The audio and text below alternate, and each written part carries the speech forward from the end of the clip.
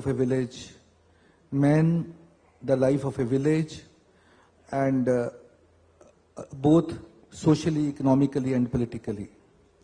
Politically, what is the system there in the villages, and socially, how the different things has to be balanced.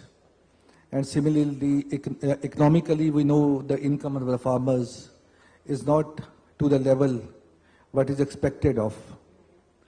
And eminent agriculture scientist, Mr. M.S. Swaminathan, submitted his report that the income of the farmer must be doubled.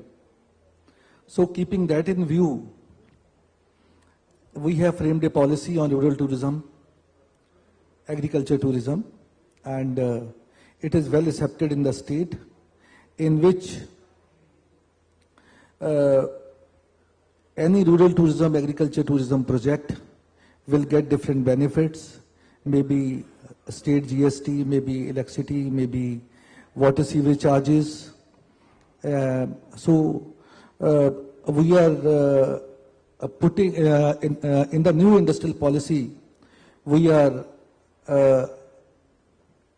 proposed, and most probably it has been accepted also by the state, that it will be treated as industry or the third sector, in which the different benefits are to be given.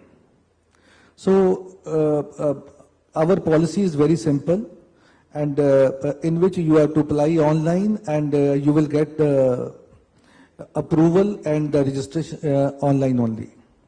So there is no human interface in between, no hassles, and it is being done in a time-bound manner and only with a marginal fees. So even the draft policy of the Government of India on the rural tourism, we are working on that also, how to dovetail the different policies, different programs of the Government of India with this sector, so that the income of the farmers can be enhanced. So Punjab government is doing its best, and the policy is also being revised, and it is being made more people-friendly, farmer-friendly. And we expect that with this policy and with the amendment in the existing policies, more investment will come, and the income of the farmer will be increased. People will have experiential tourism in the state, and even the socially, the farmer will come up on different parameters, and the economy of the state will also be enhanced. Thank you. Thank you, Karneji. There were good insights from the government's point of view. Now let me go and hear a tour operator's point of view. Mr. Devji Datta, who calls him a tourism activist, is an industry expert in responsible tourism, and he's also the chapter chair of Iato West Bengal chapter. Devji, Bengal is well known for its vibrant villages, along with its unique intangible cultural heritage. What is the policy of the state in adapting to promote rural and agricultural tourism? Thank you, Sanjay. Good morning, all the respected dignitaries and delegates. It's a wonderful day, and it's a wonderful topic for discussion. From the mountains of Himalayas to the mangroves of Sundarbans, West Bengal offers 37,945 vibrant villages, and most of them are very, very potential to promote rural tourism, especially considering the impact that we had after the pandemic, when India emerged as the biggest market for India. Cities are coming up as a biggest source market for the nearby villages. So the state of Bengal has taken a very, very proactive approach. What we have done in the month of April 2022, an administrative task force has been initiated under the chairmanship of the Chief Secretary. It's on tourism. So, because we realize that, tourism cannot be a departmental matter, it has to be a state affair. Because there are so many segments of the industry, so many departments, they are working together to form on this ecosystem.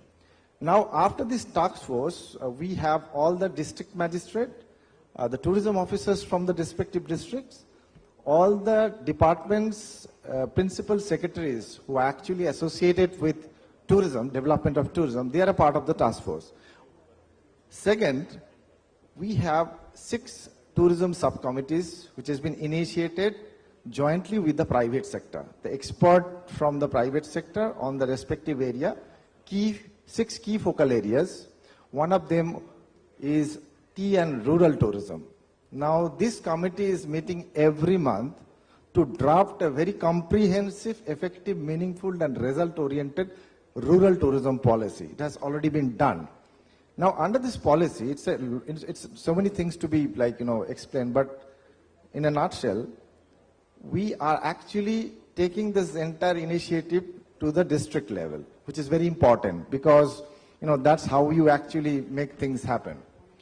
Under the chairmanship of the district magistrate, a district rural tourism committee has been initiated. Will be initiated because the draft is yet to be finalized. So each district will have a district rural tourism committee under the chairmanship of the district administration. The representative from the tourism department, panchayat, private stakeholders, and they will be working closely on developing different villages on that specific state.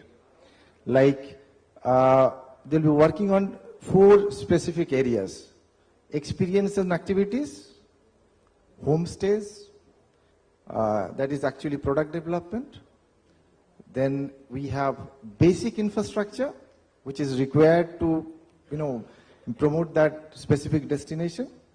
Marketing in association with the tourism department, and of course, skill development. This is a huge skill development initiative under the Paschim Bengal Society for Skill Development is going on in each and every district in terms of guide training, homestay training and everything.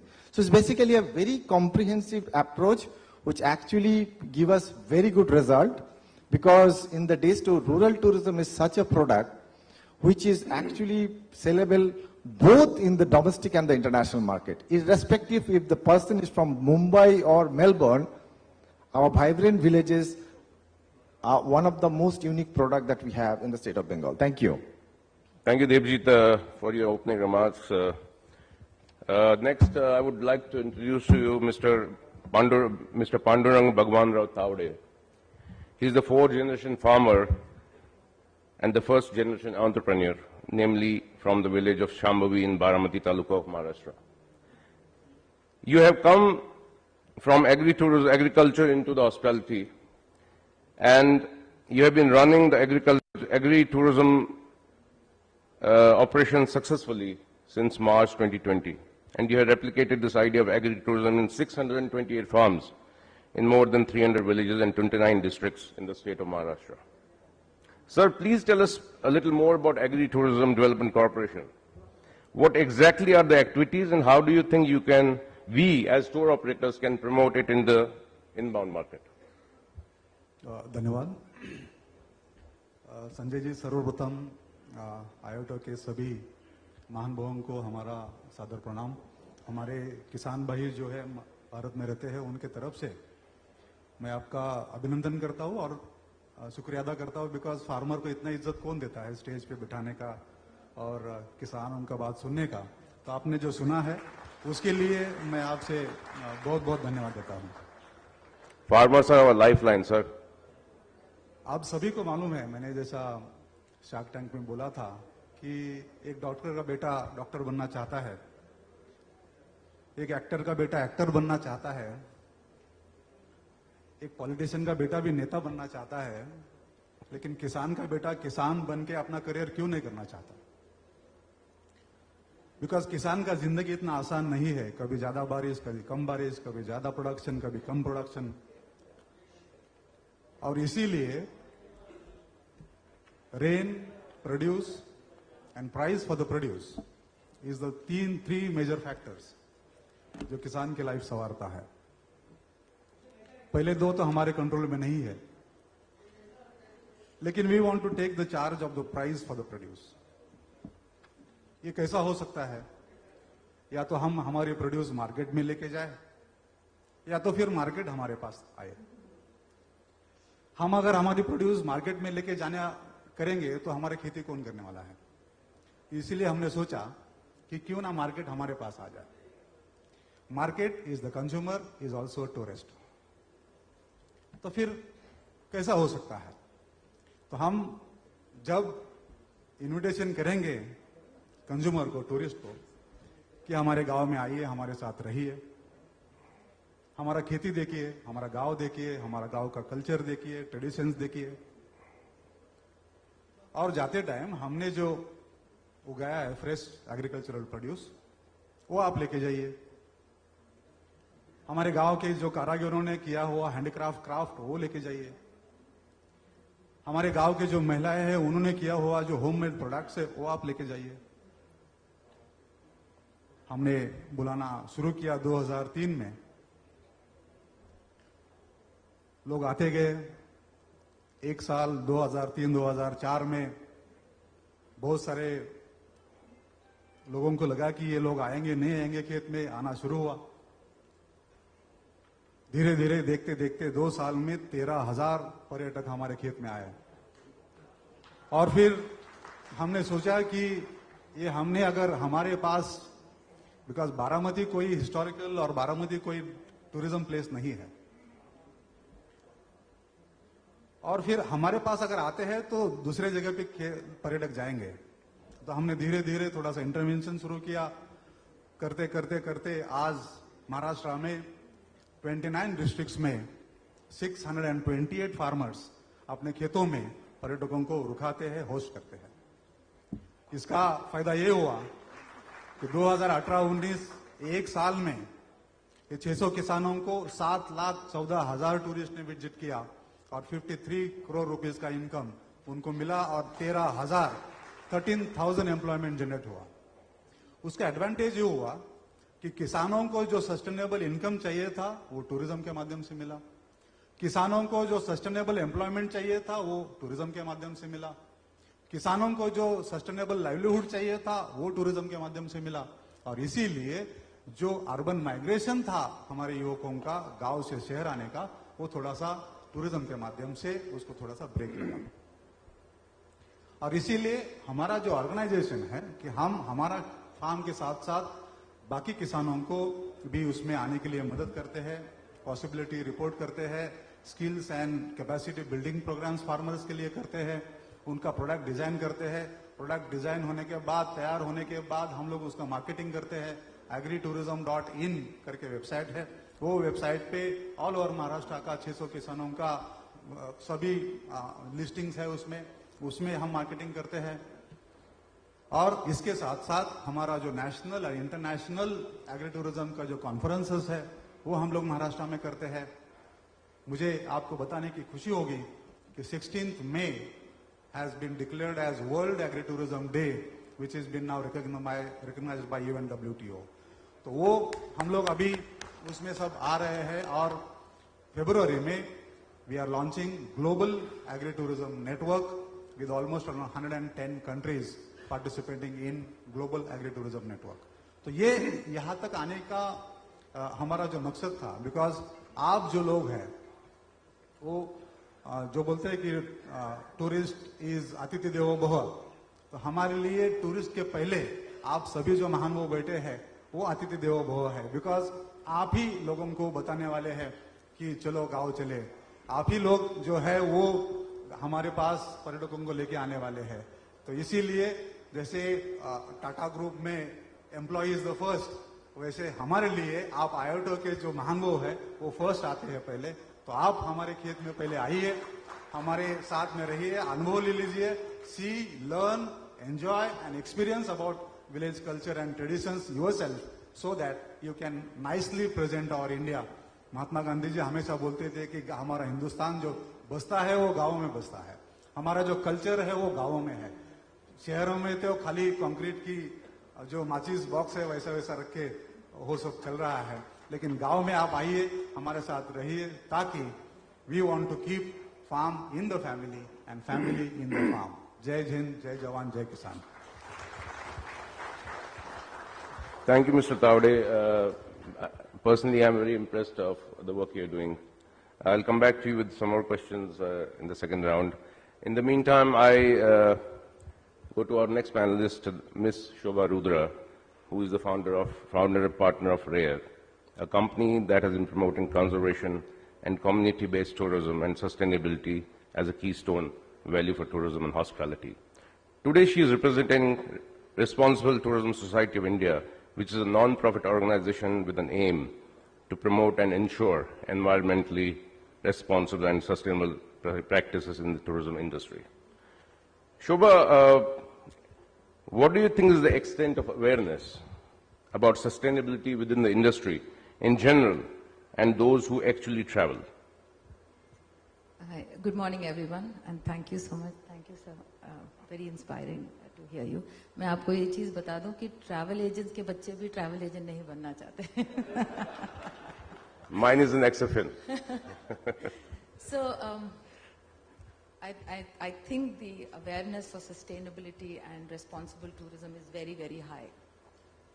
That's the good news. What we are doing about it is another matter altogether. Where travelers are concerned, see, this whole kerfuffle about sustainability, ये पूरी बातचीत जो sustainability और responsible tourism के बारे में चल रही है, it's not restricted to tourism alone. It's a global conversation. आप कोई भी take any industry, take textiles, take fashion, take manufacturing, take packaging, take even the cargo business, anything you take, sustainability is a conversation that is being had everywhere. Even if you take rural tourism, rural tourism is a kind of tourism, but if you take the same principles, the same things that you're applying in other areas of tourism and go to rural areas and do the same thing that you've been doing in urban areas, it's not responsible tourism or sustainable tourism anyways.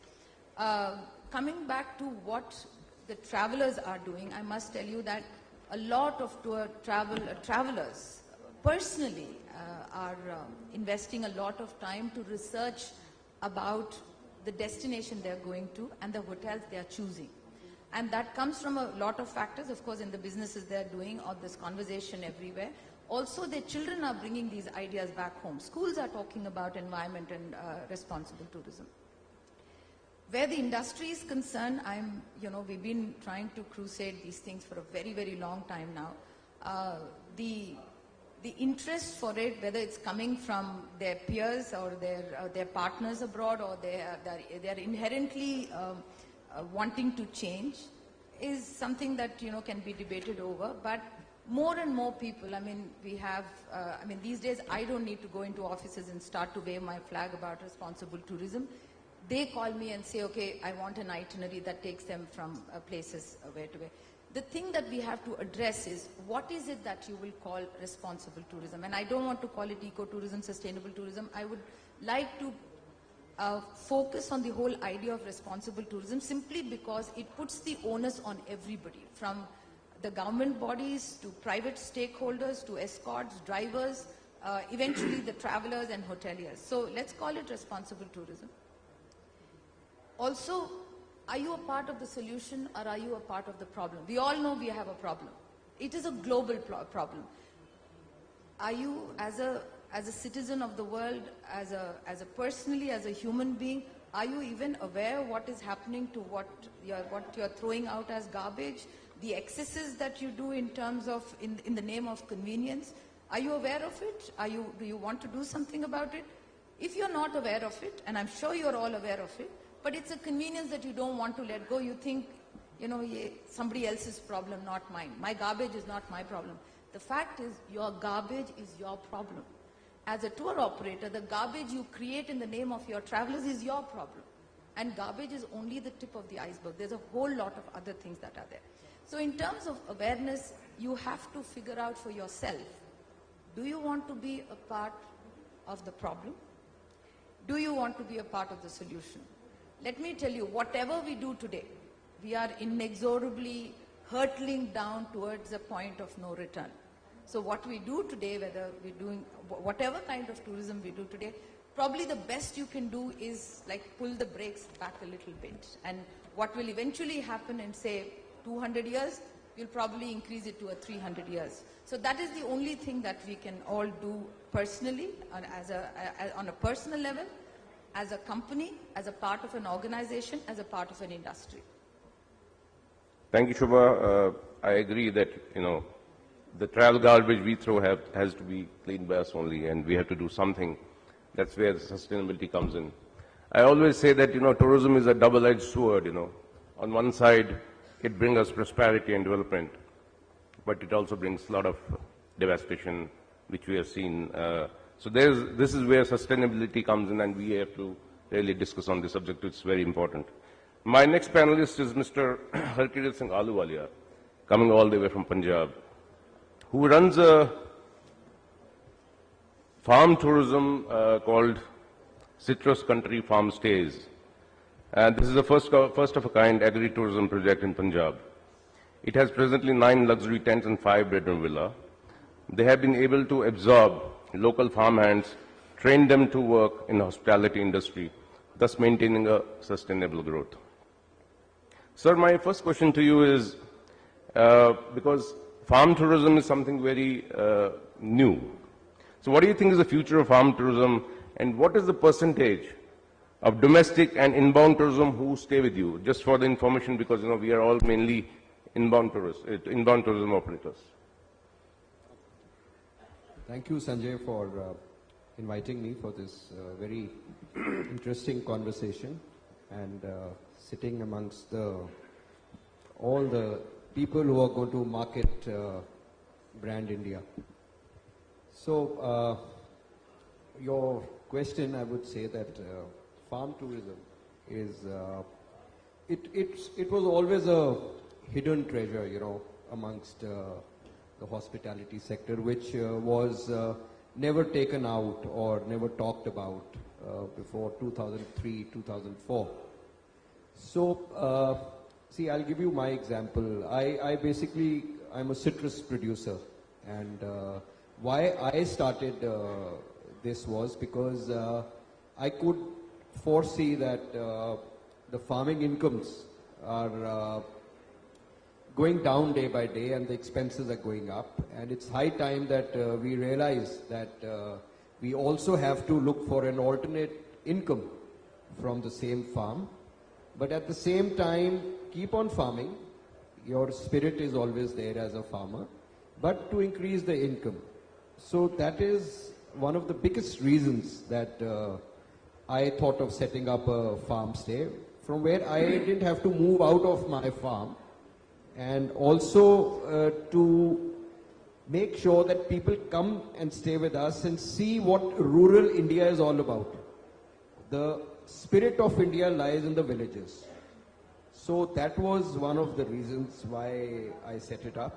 And what was your second part? Oh, yes. How? Okay. So, when I set it up, and we've been part of RARE for so many years now.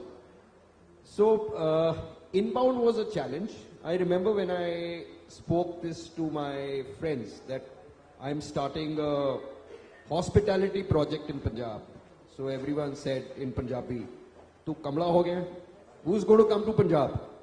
I said, well, that is the whole spirit. It's an experiment. If it works, it will hit. Otherwise, we are farming. We are not losing anything. So I'll share with you something interesting about our first group. This was in 2008 when this unfortunate 26/11 incident happened, and we had a big group coming from Melbourne. And when this happened, the group got cancelled, and my tour operator, who happens to be an uncle of mine, he says, "We're not coming, everyone is backed out." So I was really, feeling very low. So I called up my uncle after a glass of wine in the evening. I said, "I'm coming to Melbourne, and you get all the guests who are coming and host them for lunch, and we'll talk to them." So I flew, and I told everyone, I said, "See, a very unfortunate incident has happened. It could happen anywhere in the world. You all come to India and Punjab. if something happens, I will take the first bullet. So everyone was so convinced, and everyone came, not even one cancellation. And since then, with that company, we have every New Year's is with that company, and we do a wedding for that company every year where people come and exchange vows, you know, they get married, remarried again. So inbound is big potential, and domestic is very big, but it was very difficult for me to explain the domestic market, okay, what is a farm stay, what is rural tourism. Now everyone understands, but at that time people were not very aware. They mistook it for a hotel. And they used to come and say, where's the DJ? Where is the television? So we had to educate everyone, and slowly we were able to penetrate into the Indian domestic market, and exceptional. People, especially during the COVID times, we were shut when everyone was shut. When we opened, we were totally flooded with domestic people who came and stayed with us not for 2 days, 3 days, but 6 months, 1 year. People shifted their dogs, their golf carts, everything to the place and made it as their home. So this is the potential of the domestic market, and of course, without your help, we cannot grow. So, and also, you know, it's a very big opportunity for the Indian government to showcase India through the rurals, the road trips. There was no aircrafts flying at that time, and you know, everyone was on the rural roads to explore India. So it's a very good potential and a very good time. These 5 to 7 years belong to India. It's tourism industry, and we should all encash upon it. And without all your help, we will not be able to do it. Farmers will not be able to progress. I always say, farmers need an additional income. And, you know, during the pandemic, farming income was complemented by farm tourism income, but at the same time, the agricultural income saved us when the hotels, when the farm stays were shut. So it's a very good combination, and a lot of people should be encouraged to, who are into the farming community, to run these kind of projects. And people like Shobha and Mr. Tavre are going to be our trendsetters. Shobha is doing very nice. All her properties are in the rurals mostly. And one thing I learned from RARE, I think we were rejected 3-4 times before we were accepted. Quality. Quality is which will take you forward. So there should be no compromise on quality. Everyone likes to stay in a good place. You don't have to be a 7-star or something, but it should be a clean place and good food and a good experience. So I'm sure we will rock, and I think I'm speaking zyada bol gaya, I think. Thank you, Kirit for your insights. I'm sure this is a challenge to promote these new places of niche tourism, but I'm happy that you have managed well. Last but not least, I would like to come to our last panelist, Mr. Kumar Anubhav, who is a certified mountaineer and a social thinker, and holds a certificate from Wharton School on entrepreneur skills. Kumar has the vision to create 1 million micro-entrepreneurs in rural India by 2030. He has managed to change the lives of neglected farmers in rural communities, and thus started a social innovative solution called Not On Map. The organization is working to monetize the hidden, untapped, rich culture and heritage of rural India, thereby helping them generate alternate livelihood opportunities and preserving invaluable Indian culture.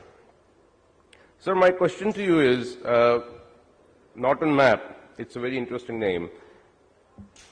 Tell us more about your organization. And I would, because this has caught my attention when you say you are going to create 1 million micro-entrepreneurs by 2030.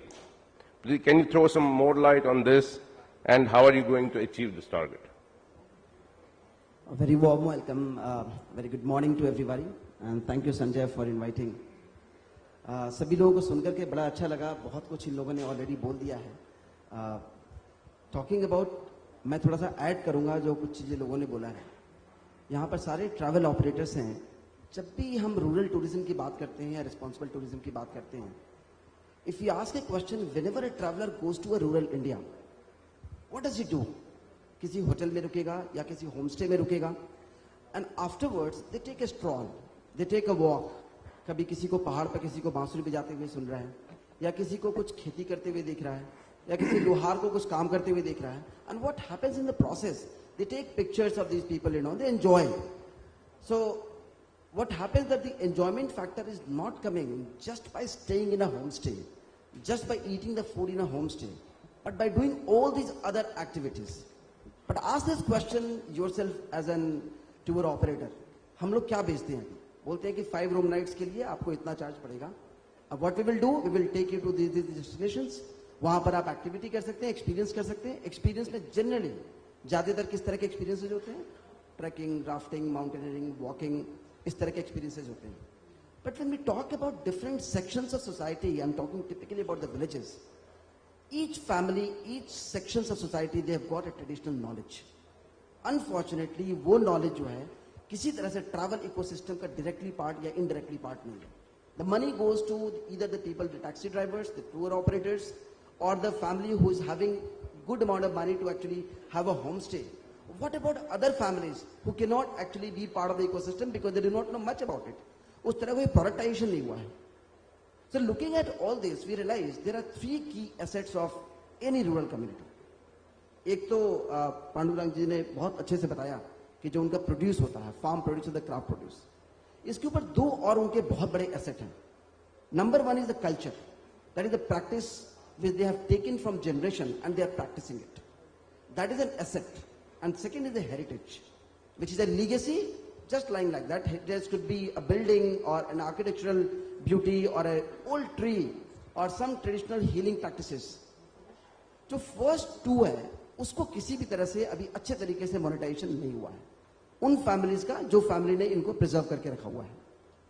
And the challenge is that since it has not been monetized, you know, they do not know that it is an asset, they feel it to be a liability. एक 100 साल पुराना दरवाजा या फिर खिड़की, उनको लगता है ये तो बेकार की चीजें हैं, पैसे होंगे तो चेंज कर देंगे इनको. अगर आप जाकर के, हम जाके कम्युनिटी में बोलते हैं कि नहीं नहीं कोई आएगा देखने के लिए, बोले किसी को भेजो तो सही, और कोई आएगा देखेगा तो क्या मुझे कुछ देगा? Why should I keep it? I would rather use it. मैं नागालैंड के कम्युनिटी में हम लोग गए थे, वहां पर 600 साल पुराना लॉक ड्रम है जो कि हॉर्नबिल फेस्टिवल में भी दिखाया जाता है. कुछ तो कॉन्कॉक्टेड भी है लेकिन वो ओरिजिनल है. वहां पर उन्होंने, एक बुजुर्ग ने उसको बचा के रखा है, नहीं तो लोग उसको आग जलाने के लिए यूज करने जा रहे थे. And last year only TM Krishna Megasese award winner singer, he visited that community and he said it's a living museum. It's a piece of, it's a perfect lab for the cultural students of different colleges and universities. Now this is the kind of asset which is being considered as a liability by the people. What we do, that's the question which you asked, like what we do is identifying such hidden pockets of India which is rich in culture, and the people are migrating. जैसा पांडुरंग जी ने आपने भी बताया, वो लोग ना migration जैसा है कि 2 तरह के माइग्रेशन होते हैं. एक तो स्किल्ड माइग्रेशन, दिल्ली मुंबई में बहुत लोग माइग्रेट किए हैं, पढ़ाई लिखाई किया, स्पेस साइंटिस्ट है, तो जहां लैब होगा वहीं पे जाएगा. But unskilled migration is a forceful phenomenon. वो डिस्ट्रेस होता है. हमने क्या किया सर इसमें? We try to, just one example, the first community which we started, we brought back 5 youth from the cities, जो कि पहले कहीं मैगी बनाते थे, किसी होटल में एज ए रूम बॉय सर्व करते थे सिटी में जाकर के. 9-10 हज़ार रुपए उनको मिल रहे थे, डिलैपिडेटेड हालत में रहते थे, लेकिन उनकी गांव बहुत सुंदर था उनका. हमने उनको 4-5 लोगों को बुलाया.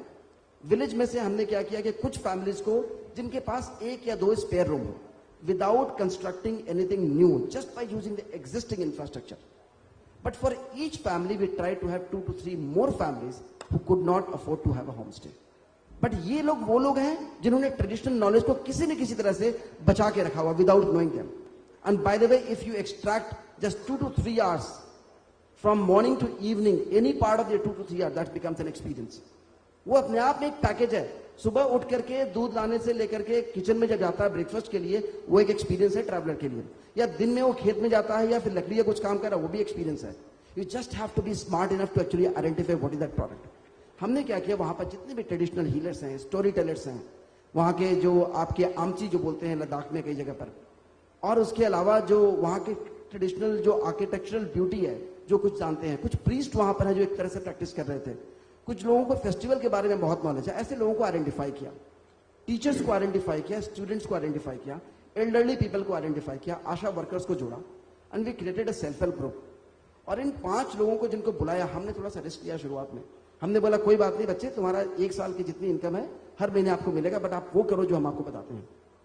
To your surprise sir, once we created nice content and we sold, within 3 weeks, केवल 3 वीक के ऑपरेशन में 6 महीने की सैलरी उनकी निकल आई थी वहां पर, and that was the beginning. और उसके बाद right now some of those people are earning 60 to 70,000 rupees per month. Those people in the village, that's of course an exception, but they are earning 10 times what they were earning elsewhere. Now that is the transformation we are talking about. So what we realize ki ideally who should be the owner of those communities? They should be the owner. We should not be the owner. The mountains, the rivers, the desert belong to them. It doesn't belong to us. But maximum kya ho raha hai, without blaming anybody, travel operators, we actually know everything, so we actually hire people from the cities, they become as a guide, और वहां जाकर के सारा कुछ conduct करते हैं वहां पर। और कुछ जगह ऐसा भी हुआ है कि वहां के, हमारी कम्युनिटी में भी हुआ है, वहां के गांव के लोगों से बोला चलो भाई तुम मुझे ये दिखा देना, उन्होंने दिखा दिया, भाई उसको तो पैसे देने पड़ेंगे। अब ये ट्रैवल ऑपरेटर अगर सीख लिया, उन्होंने क्या किया, अपने बंदे को लेकर के आए, that becomes a little cheaper.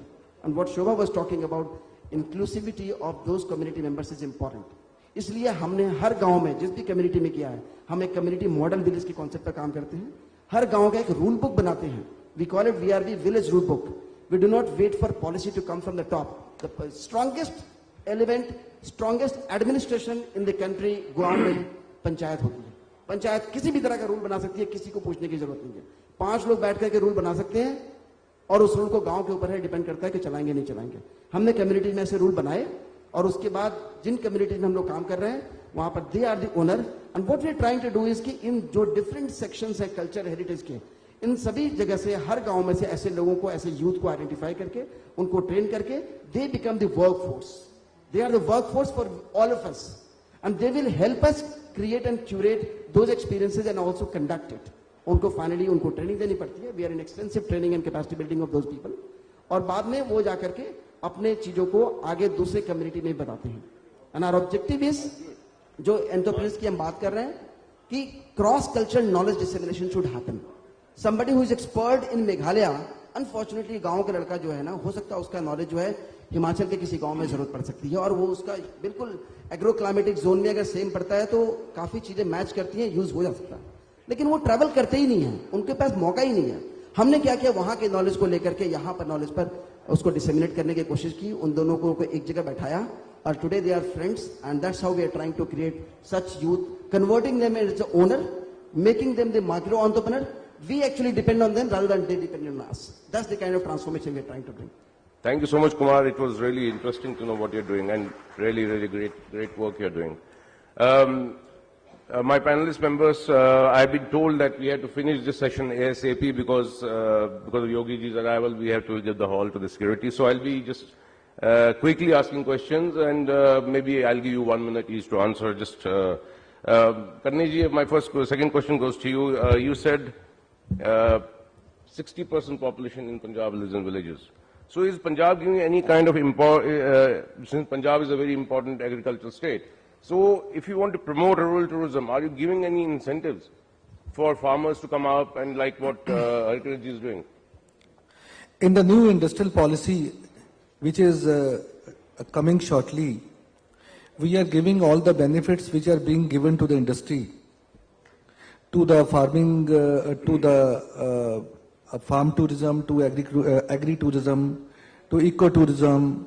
So all the, to the homestays, we are giving the same benefits, and in all probability it will be coming within 2 months. Policy will be out. Wonderful. And at the same time, we have submitted a concept paper, how to increase the income of the farmers, how to double the income of the farmers, and it has been approved by our Honorable Chief Minister, and it has gone for the comments of the different departments. And in that way, if a farmer has 5 acres of land, and we have proposed if he will be doing the agriculture activity on the 4 acres, and on 1 acre he'll be doing the farm tourism. So he's with a good hand-holding from the government. Thank you, sir. So with that, the income of the farmer will be more than double. So hopefully that will also be that policy will also be coming in line with the policy framed by the government of India. Thank you so much, Mr. Ganesh. My next question goes to Mr. Tavade. What you are doing in Agriculture Tourism Development Corporation, it's a great thing. But you have focused your activities in Maharashtra. Would you like to also give your expertise to other rural states, for example, Uttar Pradesh, how they can develop agri-tourism in this state? Yes, of course, after Shark Tank investment coming in, and we are now expanding to other states in India. Uttar Pradesh already yesterday and last week we have sent the way ahead for agri-tourism in Uttar Pradesh. Last month in Dharmshala we had presented our agri-tourism story to all the state tourism ministers and secretaries tourism. So as and when the state come forward, we will definitely want to replicate Maharashtra agri-tourism model to every states. Thank you so much, sir. Thank you so much. Devjit, your profile says that you're an expert in responsible destination management. Since we're all tour operators here promoting inbound tourism, what role do you think a tour operator should play in promoting sustainable tourism for a better tomorrow? Thank you, Sanjay. I just here to finish it in 1 minute because we are running out of time. Irresponsible tour operator के साथ तो कोई travel करेगा नहीं. So you have to be responsible tour operators as always. But now it's the time to focus on your responsibility towards the ecology, environment, wildlife, and the host communities. I think responsible travel is the future of tourism and perhaps the new meaning of luxury in the days to come, considering the growing eco-consciousness among the traveler. But the sustainability of sustainable travel largely depends on the awareness of every segment of this industry. Now, I understand what is sustainable travel, responsible travel, but my driver do not understand or the service provider do not understand, it will never happen. So I think charity begins at home. Being a tour operator, we need to focus on executable policies in terms of earth friendliness, your community mindedness, and of course your activities in terms of eco-friendliness, wildlife protection. Now, the second thing is that this should be within your limited capacity. Whenever we work, we are working on 3 different segments. Number 1 is that your business, day-to-day business operation, how much eco-friendly practices you can adopt in your day-to-day business operation in terms of energy conservation, in terms of water saving, in terms of, less uses of natural resources. Second thing is that contracting and product development.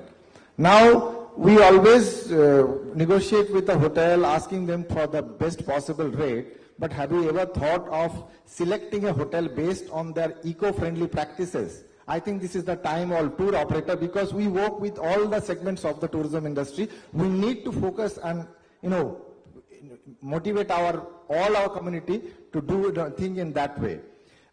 Second thing is that your ground operation, our eco-friendly practices mostly are limited up to using, non-degradable plastic bottles, which can be taken back. I think that is what the most of the tour operators are doing. But there are something beyond that. I think Iato should come up with a sustainable tourism policy, SOP in terms of sustainable tourism policy, in terms of all its members, so the member can follow that policy, and also to create awareness among the industry and encourage the state tourism departments and other bodies to adopt sustainable tourism practices. Thank you. Thank you, Jivjit. We heard from the tour operator's point of view. Now I would like to go to Responsible Tourism Society of India, because we want to hear from you. He said something about what a tour operator should do. What do you think are the elements of sustainability you think which are important and we must incorporate in our programs? There are plenty. Please keep it short, yeah. I know there are plenty. Yes. Well, it's a very long topic. However, there are plenty of elements that kind of fall in the ambit of what you can do as a responsible tour operator. RARE has coded this in a set of touchstones. They're called the RARE touchstone. You can find it on our website. This includes how do you define the destination? How do you choose a hotel? What is your what is your attitude towards plastic, garbage, water conservation, energy? How do you design efficiently, and how do you define energy efficiency on your property? So there are about 11 elements we do, including heritage, both built and intangible heritage. But there are several more. As we go along, there are more and more that are coming up. For instance, gender bias, community bias. All of these again fall in the ambit of responsible tourism. So if you want to incorporate all of this or any of this, I would recommend that you start with things that you believe in. If gender bias is something you feel very strongly about, go ahead and do that. If heritage is something that you feel strongly about, go ahead and do it. Energy, water and plastic is global, is something that you'll have to consider in any case. But I wouldn't say this is less or more. I think every bit that you do, individually or as a company, really contributes to the whole cause of responsible tourism in the country and also globally. Thank you, Shobha. Harkarit, my next question to you is quickly, when you talk of sustainability, do you think the locals you employ, I mean, sometimes it happens also, we have faced this, and I have experienced it myself, look at tourism as a bane or a boon, considering tourism, as I already said, is a two-edged sword? No, I think it's a win-win situation. As far as rural tourism is concerned, it's a boom. Firstly, you are creating additional income for your own self, because you're not been able to sustain with just farming. Secondly, you are creating so much of rural employment. Now I'll give you an example. When I started in 2008, I picked up all my staff who were working with me at the farm. So we trained them, we skilled them in such a way that they are still with us till that time, So it is also upliftment of them in the society, upliftment of, giving them good salaries, giving them good working environment, a good status in their families. So I think it's also, like Shobha talked, this is also a big responsibility on your shoulders, that if you progress, you have to have everyone progressing with you. It is just not you only progressing. I believe in that, And secondly, sustainability, and you have to also be very responsible. Like, we never use plastic. Till today, we've not used plastic. It's always in those glass bottles, and never till today any guest has said that we want filter water, the bottled water. So, these are kind of responsibilities, and it's a boom. It's a very big boom for the industry. Thank you so much, Harkarit. That's quite encouraging, actually. My last question goes to Mr. Kumar Hon'Ble quickly again. As I said, we are all inbound tour operators here, and what you are doing is a great experience. So as a tour operator, as you feel that many inbound clients would like to experience such experiences, how can Norton Map help Iato members promote such trips, keeping in mind the sustainability factor? Sure, thank you. I'll be very quick. Before I answer this, just one point I want to highlight, which Shobha mentioned very importantly, that whenever we are engaging into any sustainability, and if you are actually, what she highlighted, gender inclusivity or anything, do two things also on top of it, that is measure it and report it. That measurement is very important, and reporting it publicly, along with the name that this is what we are doing. That ensures the transparency, which actually builds confidence in others that, okay, we would also like to do that. Coming to the straight question which you said, I think all the tour operators potentially can do two things. Not just what Norton Map can help, but also with everybody, all of us who are creating experiences. Your travelers might stay, in a 5-star hotel or a luxurious hotel, and a homestay might not be so luxurious. In some cases, not in all. What you may do is that you can include some of those cultural experiences, some of those heritage experiences, which we have curated. Not just we, but of course, many other players also have curated those things, So include those experiences as part of your package. that you are going to Jaipur, you are going to Jaisalmer or Jodhpur. Between Jaipur and Jodhpur, you will do these few things which is generally not heard of, those families which are being touched. And again, measure that are you creating an impact in the lives of those people. So include that as part of your package, and ideally association come together. And secondly, while doing this thing, ensure that the local people are employed in that. That is the person from that village. He should have the Aadhaar card, everything. He or she must belong to that village. What we may do from our side, that we have created more than 7,600 such expert rural workforce who are expert trainers. Those people can actually, those students or youth or maybe boys and girls, they can be actually, we can share the details of those people, those and villages also, those experiences also, and you may actually further on promote them, and money goes directly to those families. Thank you, Kumar. Maybe, the members can later on take cards from our esteemed panel members and, exchange cards and discuss how we can promote their properties.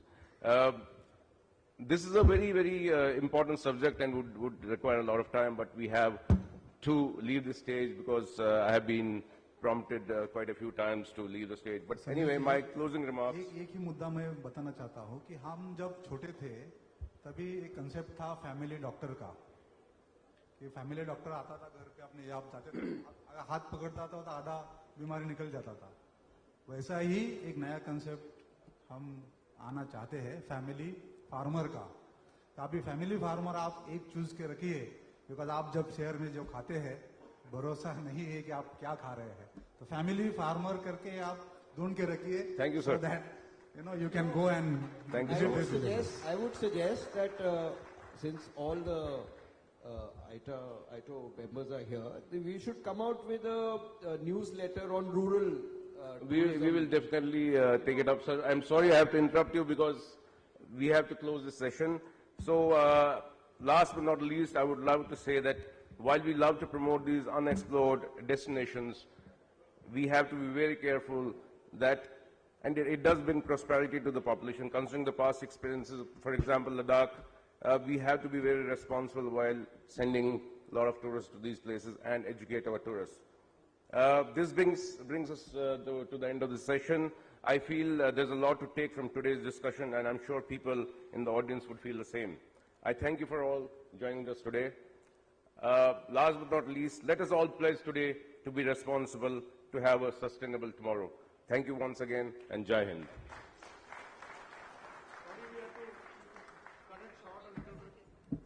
Thank you very much. Just remain on stage just for a second, please. If I could request the Executive Committee member, Mr. Manoj Mata, to please come up and present tokens of appreciation. Very quickly, sir. We've got the security literally at the stage now, so very quickly. Thank you very much to Sanjay and our panelists. Sanjay, your glasses, you'll need this to grope your way out. Thank you. All right. As you can see, we are now driven by security. So to ensure that we have a safe and very nice session afterwards, we are all invited now for tea outside. Please go for tea. Take your belongings with you. Do not leave any unclaimed belonging behind. Please take all your belongings with you, and when we return, we will try to keep to the schedule as much as possible. We can't make promises, but it'll be subject to the security check that takes place now. 11:45, please be inside. Ladies and gentlemen, I once again urge you to please stick to the timetable, otherwise you may not find yourself inside the hall. The security will take over and it'll be difficult for us to be able to manage otherwise. Please be back here 11:45. Thank you.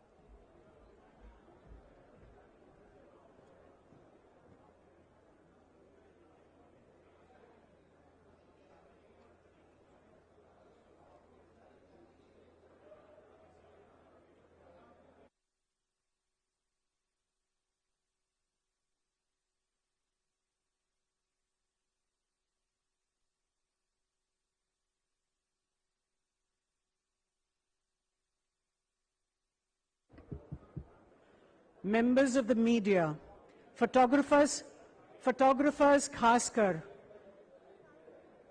सारे photographers से अनुरोध है, photographers आप सुन रहे हैं? Photographers आप सुन रहे हैं? सारे फोटोग्राफर्स को पहला ही बता दिया जा रहा है, आपके लिए एक सेक्शन है वहां पे, आप लोग यहां पे नहीं आएंगे, सेक्शन वहां बना गया है, वहीं पे आप जाएंगे. All crew members, all camera crew will have to remain there. ठीक है? Thank you.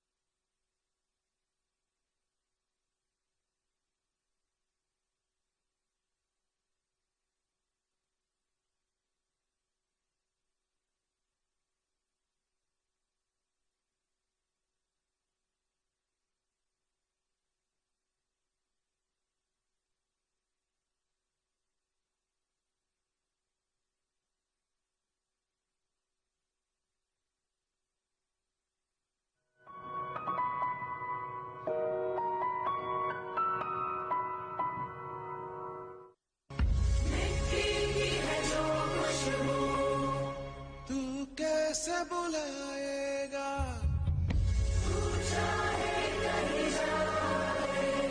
तू लौट के आएगा नई नई राहों में रबी रबी आहों में खोए खोए से तेरे कोई ये कहेगा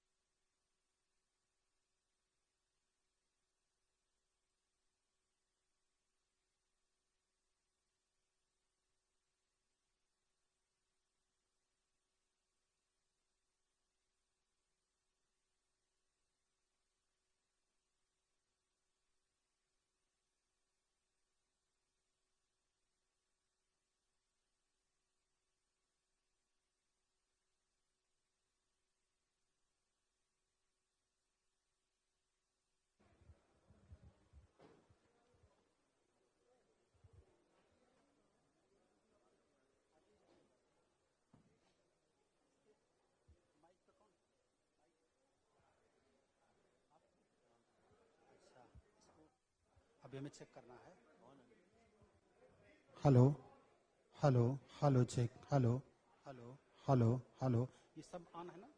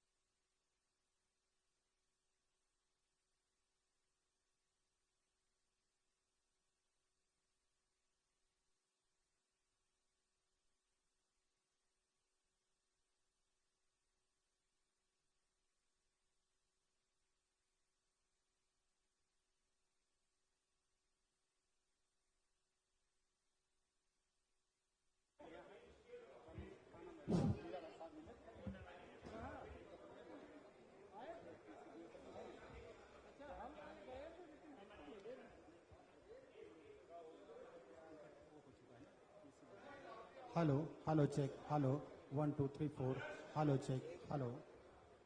सर यहाँ से नहीं बोल रहे हैं, ये मैं हटा रही हूँ।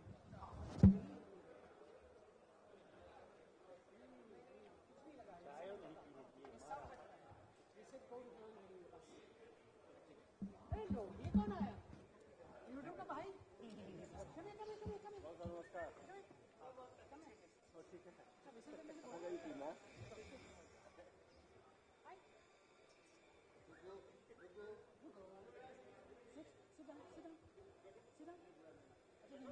हिंदी ही समझते हैं आप?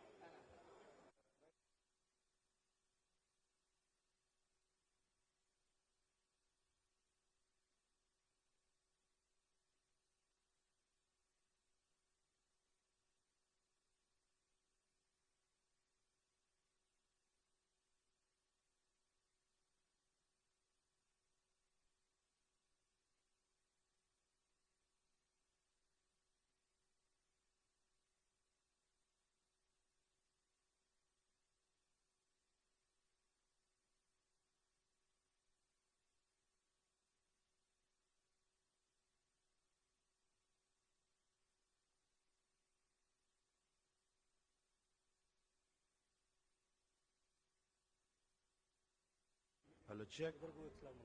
Hello check. Hello check. Hello check. Hello check. Hello check. Hello check. Hello check. Hello check.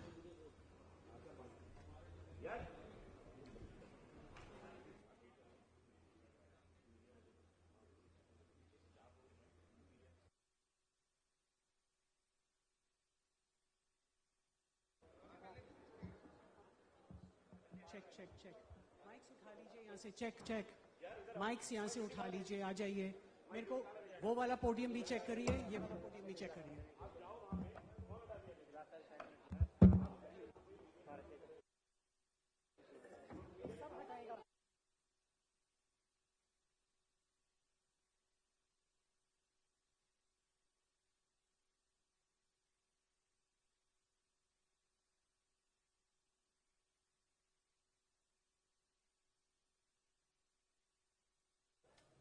अरे थोड़ा लाउड बोलो। Hello hello check. Hello check. Hello hello check check. ये फोकस करो दो। Hello hello check check. Hello check. Hello check check.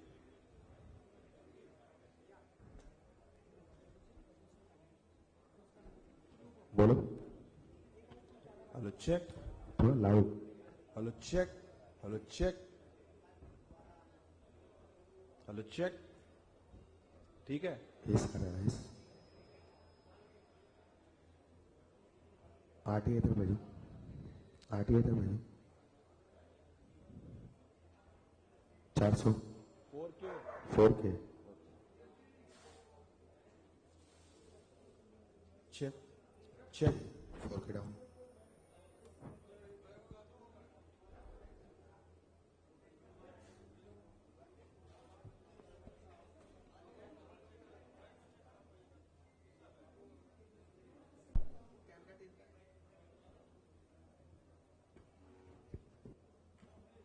Arvind podium में hello hello करो तेज।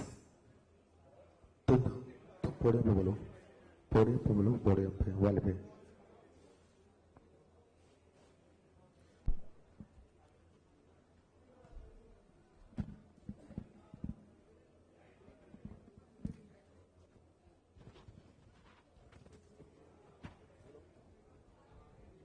Hello hello check check. Hello hello hello hello check.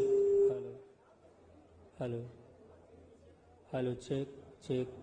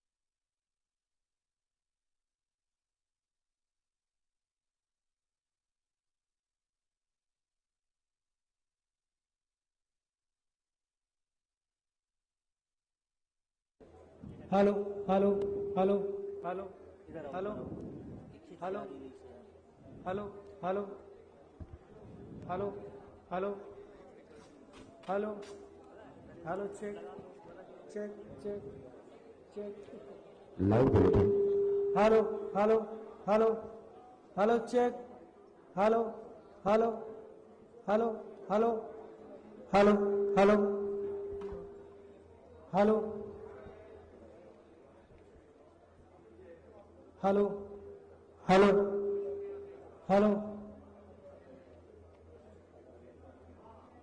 Hello hello hello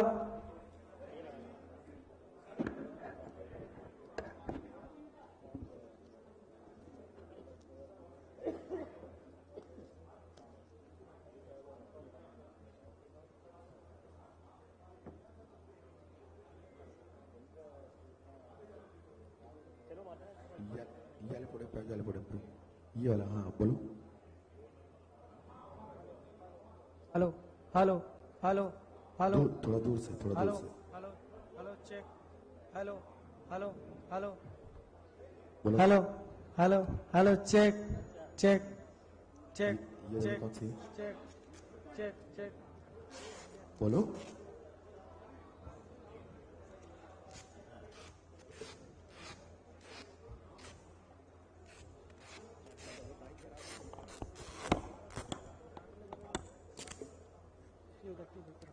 ये भी रख दो नीचे ये भी निखिल पोडियम बोलो पोडियम पे ये ला काजल निखिल पोडियम बोलो हेलो हेलो हेलो हेलो थोड़ा हेलो पास चेक आओ hello check hello check mic थोड़ा पीछे चेक करो आगे चेक जहाँ पे तुम चेक खड़े हो ऐसे खड़े होके माइक थोड़ा हेलो और पीछे चेक लो चेक चेक माइक को पीछे लो मतलब अपनी तरफ लो माइक आगे और आगे लो hello hello hello hello hello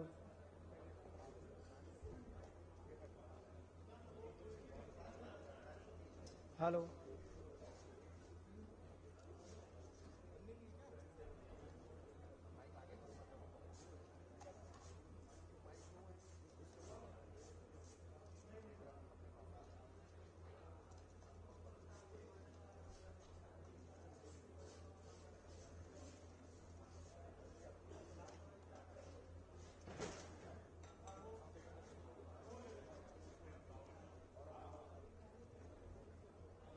hello hello hello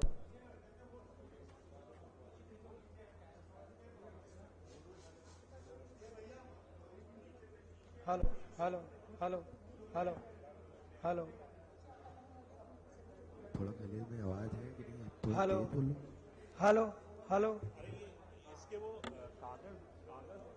hello hello hello hello hello hello hello hello check बस ठीक है अभी चुप करो पहले माइक आगे करो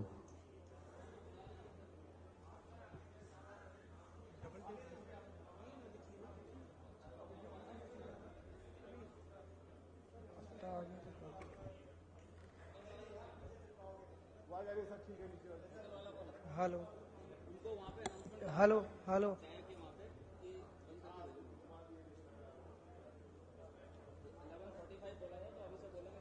शताब्दी रोहित सागर के किनारे बसा चंदेल शासक का सूर्य मंदिर चित्रकूट के मंदिर आदि धार्मिक एवं प्राचीन महत्व के अतुलनीय उदाहरण हैं। बुंदेलखंड की बेतवा एवं चंदेल व बुंदेल शासकों द्वारा निर्मित विशाल तालाब तथा झीलें प्रमुख पर्यटक स्थल हैं।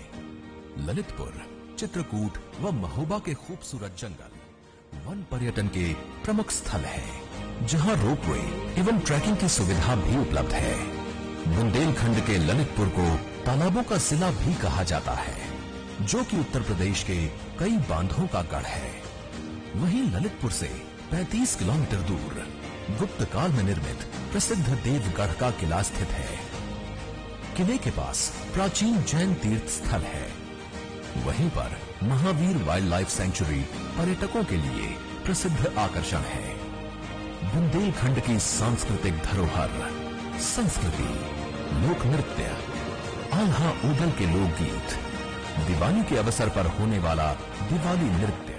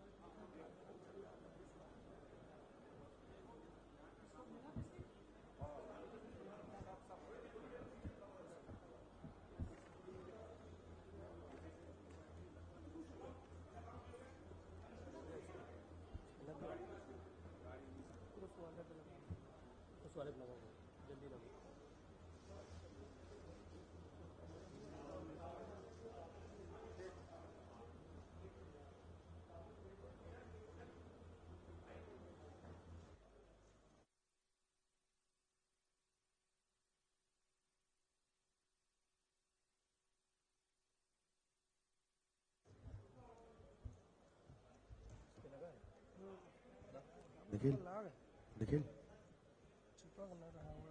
निखिल भैया निखिल पोडियम चेक हुआ? कहाँ चेक किया? हेलो हेलो हाँ ये हेलो बोलो हेलो लाउड बोलो check. Loud hello hello hello hello hello check check hello hello hello hello hello hello check hello ठीक है hello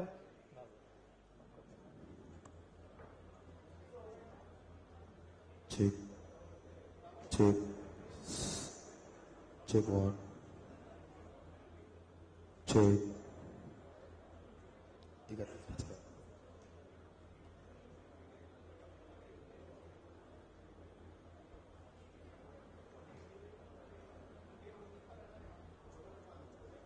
check check check check check ठीक हाँ हाँ हाँ hello check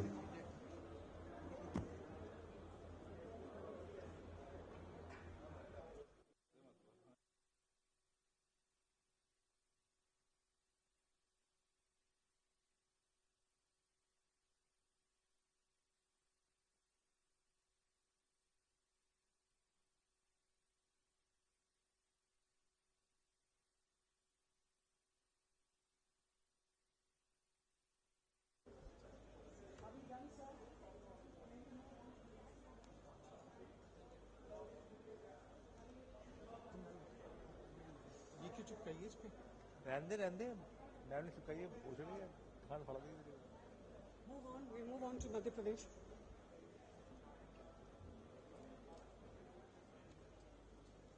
Sanchi, you've got an MP. Please settle down, ladies and gentlemen.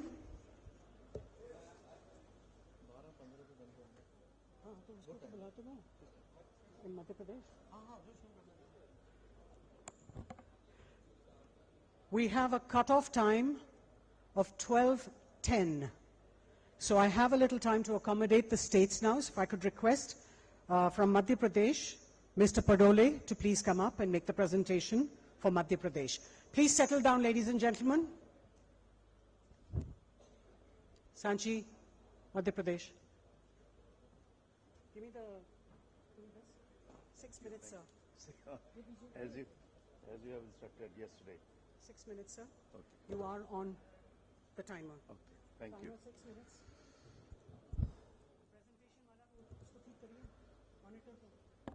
सभी को नमस्कार, सुस्वागतम। समय सीमा को ध्यान में रखते हुए मध्य प्रदेश के टूरिस्ट डेस्टिनेशन के ऊपर एक छोटा सा प्रेजेंटेशन करने का मौका मिला है। So let's start with a small journey to Madhya Pradesh. Please play a small video. Video का जो टॉपिक है, शीर्षक है सब कुछ जो दिल चाहे, और वाकई सब कुछ मध्य प्रदेश में है जो दिल चाहता है. सो एक छोटा वीडियो देखते हैं, फिर let's go on a small journey to Madhya प्रदेश.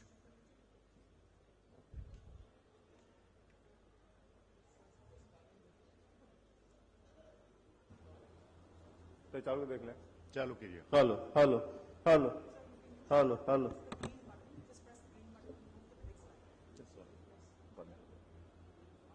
बंद कर दीजिए.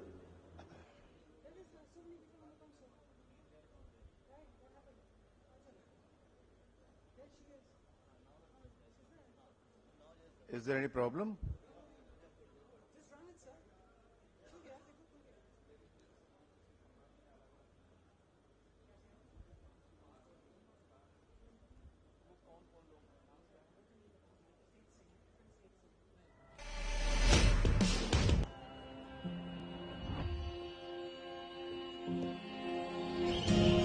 When I open my eyes to a day of dream, nature's abode is where I want to be. Enchanted by its scenic charms, I desire to bask in its blissful arms.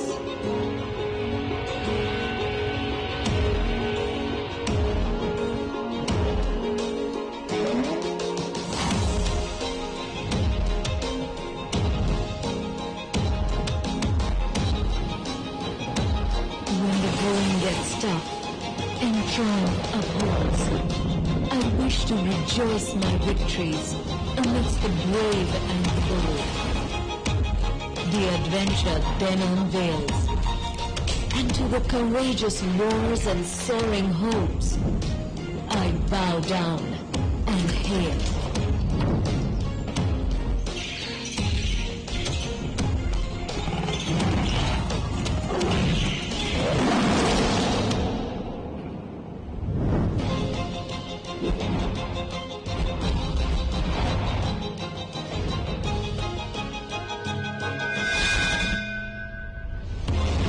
Times when the spirit is at peace, I seek the divine, and uncertainty I seize.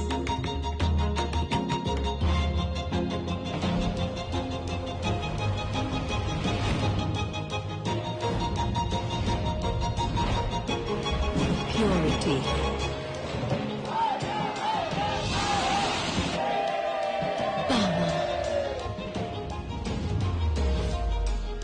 Passion and pleasure.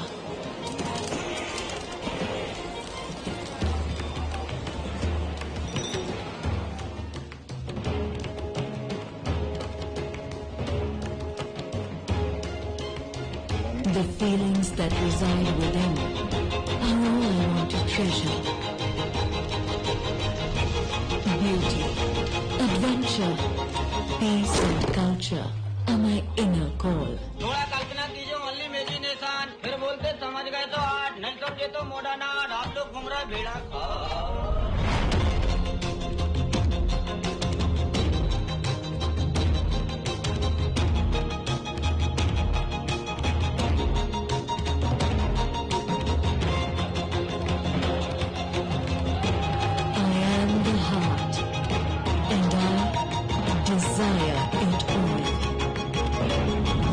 Madhya Pradesh, सब कुछ जो दिल चाहे.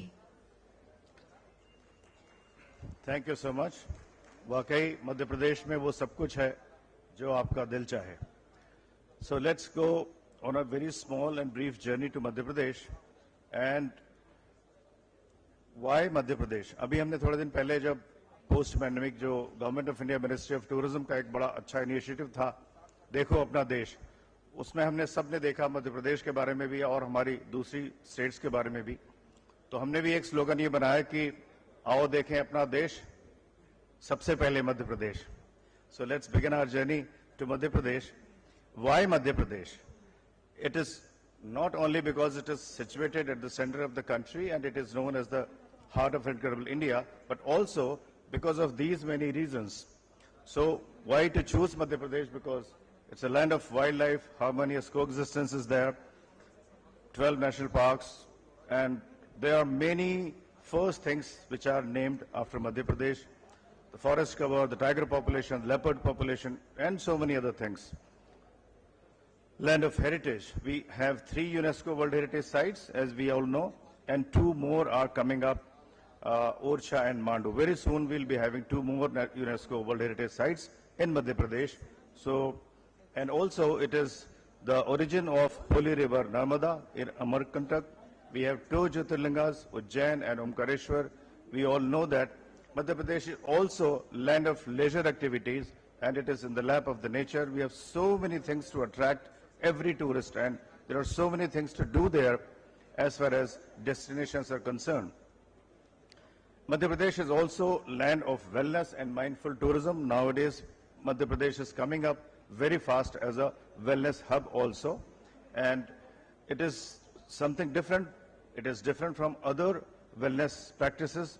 We have wellness centers not only for spas and therapies, but also to give you a rejuvenation and kind of freshness when you travel to Madhya Pradesh and its different wildlife, different places. In our earlier session this morning, we had a lot about rural tourism and responsible tourism, eco-tourism, and Madhya Pradesh is also not lacking in that. We have a rural tourism section, and we are developing 100 villages for our rural tourism. 60 villages have been ready, and people have started coming. So rural tourism, agri-tourism, as Pandurangji was saying, has a great potential. So Madhya Pradesh is also coming up as a rural destination. Also, soft adventure activities for camping, for adventure, and so many other things. There is a list of activities which are done in Madhya Pradesh. These are being in practice, and also, like Mr. Kumar Anubhav has said, these are done with the help of local communities. So that is the best thing. Local people are the operators of these activities. So we have created an infrastructure. We have trained the local people, and now they are the owners. They are operating these activities in the villages. And that is the beauty of these activities, that people are coming to their villages, they are interacting with them, they are enjoying the hospitality of the rural people, and also they are taking some adventure activities there inside their villages. Madhya Pradesh has now more than 30 campsites we have developed. These are all operational at different places at every corner of the state. Now, coming up to other things like water bodies, we have huge water bodies in Madhya Pradesh, and other activities are also coming up very fast in order to provide the facilities and services to our travel agents, to our operators, and the tourists when they travel to Madhya Pradesh. So it's a great advantage for planning your trips to Madhya Pradesh, because there are many things to do. In earlier days, we always used to say, what is there to see? But now the trend is changing, and people are coming to the destinations to involve in some other activities. So now people are asking, what is there to do? So from see to do has been a great shift in tourism. So that is why we have created some activities at every destination. Film tourism. Madhya Pradesh has been twice awarded from the Ministry of Information and Broadcasting Government of India as the best film-friendly state in the country. And now a lot of filmmakers are coming to Madhya Pradesh. Why I am showing this slide to you is also because tour operator arranges everything for the filmmakers. When they come to shoot a film there in the state, they also need everything in bulk. Good number of rooms, transport, outdoor catering, technicians, instruments, everything. And these are provided by the travel agents and tour operators in that area. So it's a big business. Filming is a big business in Madhya Pradesh also nowadays. And a lot of films have been shot. These are glimpses of some films which are recently coming up. And I'm sure everybody knows about their films and filmmakers. Now I'll talk about some new upcoming tourism activities in Madhya Pradesh. Hot air ballooning, scuba diving, skydiving, and other things which were not possible earlier are now a regular feature in Madhya Pradesh. We are going to have tourism promotional annual events. Jal Mahotsav is going on for 2 months in Hanumantiya near Indore. Mandu festival is coming up from 30th of December for 5 days. And I invite all of you to come and experience those festivals, tourism promotion events. These are our annual features. Every year they will take place. I'm very proud to tell you about the upcoming events of Government of India. Pravasi Bharati Divas, which is going to happen in Madhya Pradesh, in Indore from 8th of January. Then we have so many other things lined up. JIFLIF, which is the Indian Film and Literature Festival. Hriday Drishyam is a musical function which will take place. And also, India has got the presidency of G20, and there are meetings lined up in Madhya Pradesh also, like other states. We also have meetings in Indore, Bhopal, and Khajuraho. So that is also great potential for the delegates who are coming from different places. As I said, we have new activities developed in Madhya Pradesh: hot air ballooning and scuba diving. And last but not the least, cheetah is now in Madhya Pradesh. So wildlife conservation, cheetah conservation is there. And we all know that Kuno Palpur has been selected. Honorable Prime Minister has given us the gift of cheetah to Madhya Pradesh, and it is a great opportunity for all of us to bring more and more people from next year to visit Madhya Pradesh.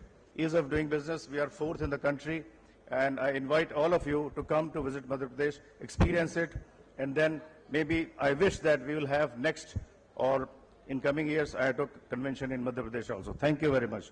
Thank you. Thank you very much, Mr. Padole. May I request Mr. Ashok Dhoot to please come up and present a small token of appreciation to Mr. Padole. I'm sorry, ladies and gentlemen, that I have to really cut short and keep sure that the presentations are in time. We're now moving to the state of Kerala, and we've got Mr. E.M. Najib, who will be making the presentation.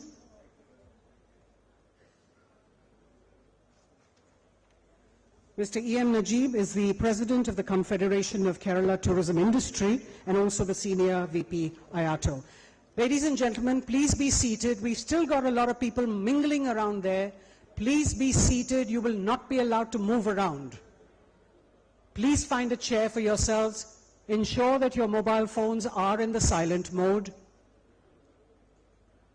Thank you. Mr. Najib. Thank you, Rini. Good morning, ladies and gentlemen. I'm very happy to be here to represent Kerala Tourism. I'm here only because of the great partnership which we have created 30 years back between the private sector industry and the Kerala Tourism. We work together in every aspect of tourism, either it is nationally or internationally. I'm sure that every one of you have been to Kerala many times and experienced its nature, culture, cuisine, and Ayurveda.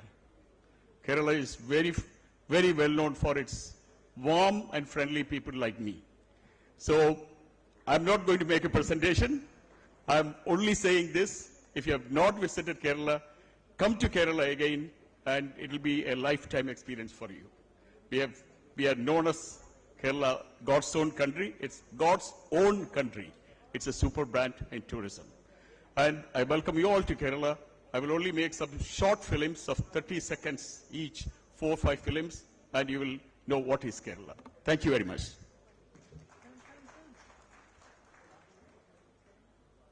Come, please. Yeah. Just hold on. Yeah. Sure. You early, Dad. I'm not 5 anymore. You know she's off to college next year, right?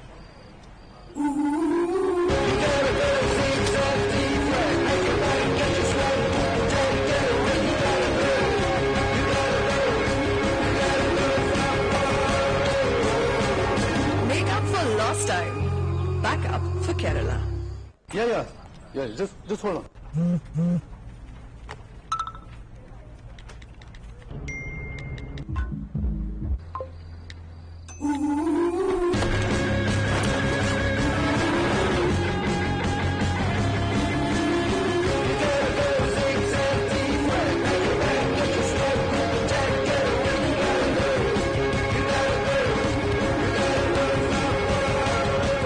Make up for lost time. Back up for Kerala. Yeah. This is a test of your grit and versus nature. No GPS. Danger. This is a test of your grit and versus nature. No GPS. Danger lurking every turn. Season 22 coming soon. We've been watching Wild, this for Wild. And 21 this new season seasons? has more adrenaline. तुम्हारा कितना lead बचा?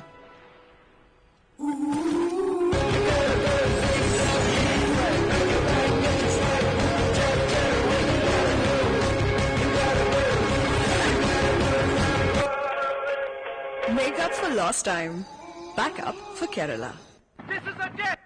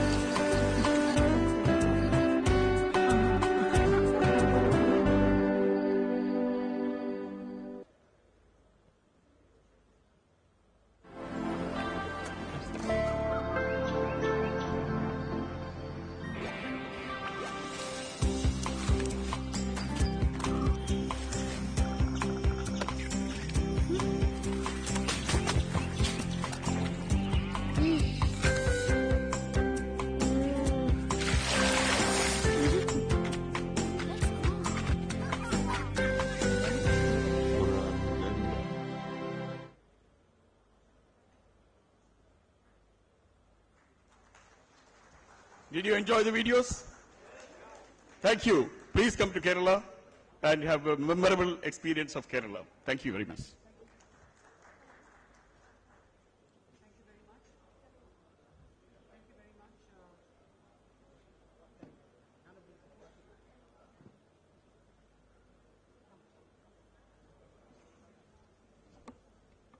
Thank you very much, Mr. Najib. May I request Mr. Harish Mathur to please present you with a small token. मेरे mics काम नहीं कर रहे हैं नीचे. Hello hello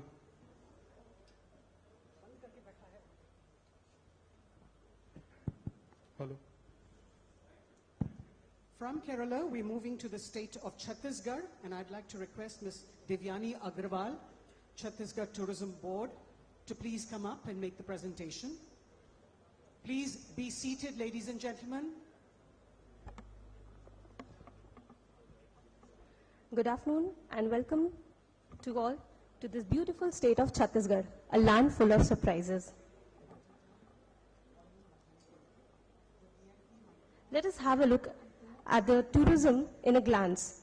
Chhattisgarh, being centrally located in the country, has excellent connectivity with airports, well-connected railways and excellent highways. We have a high tourism footfall. The pre-COVID footfall was approximately 2 crore and post-COVID is 1.2 crores. We have more than 200 destinations with varied tourism products such as Chitrakoot Waterfall, Main Part, Danteshwari Temple, which is one of the Shakti Peeths, Rajam, Sirpur, which is an important Buddhist site. Chhattisgarh Tourism Board owns and operates 16 resorts at various destinations. We have more than 140 registered hotels, more than 20 registered tourism operators, and we keep on conducting various trainings and capacity building exercises to bring locals on board in the tourism sector.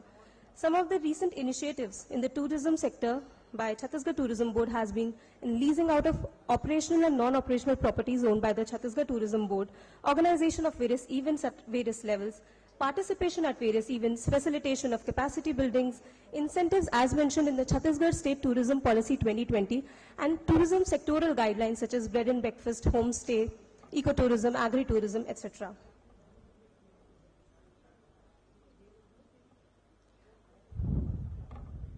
Let us have a look at a short clip.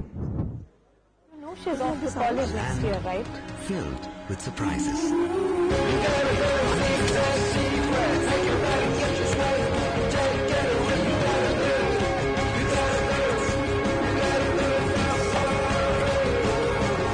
Make up for lost time. Back up for Kerala. This is where we feel the warmth of your faces. See hands that mold life. तुम्हारा कितना lead बचा?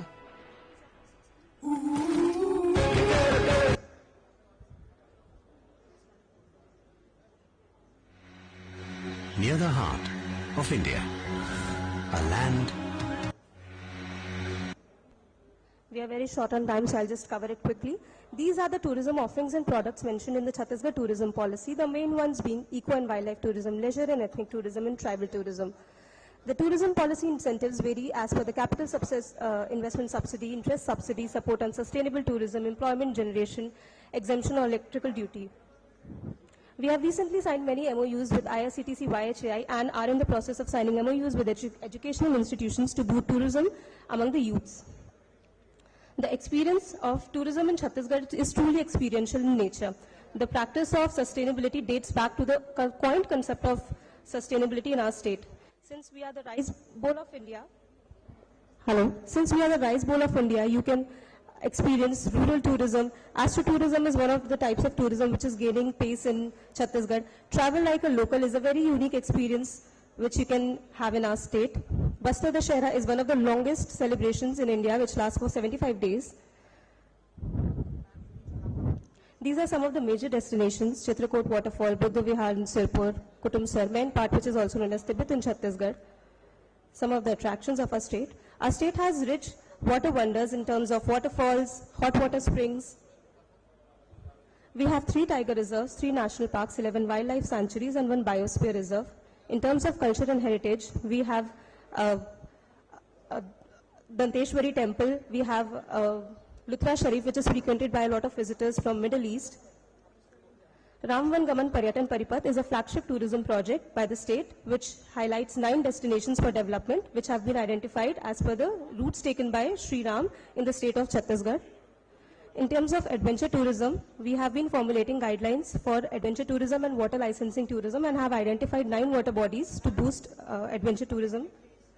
We have an 18-hole golf course, and Raipur, since is very well connected to the country, is very accessible as gaining up in MICE tourism. In terms of handicraft and textile, we have one of the oldest forms of handicraft, which is Dhokra, the bell metal art, and Kosa, which I'm sure all of you must know, is one of the most sought after fabrics in the fashion industry, and it is very unique to Chhattisgarh. In terms of sports tourism, we have the 3rd largest cricket stadium in the country, and we have been organizing various sporting events for hockey, cricket, bike racing. We also have a film policy in place, and we have been featured in movies such as Newton, Hamari Adhuri Kahani, etc.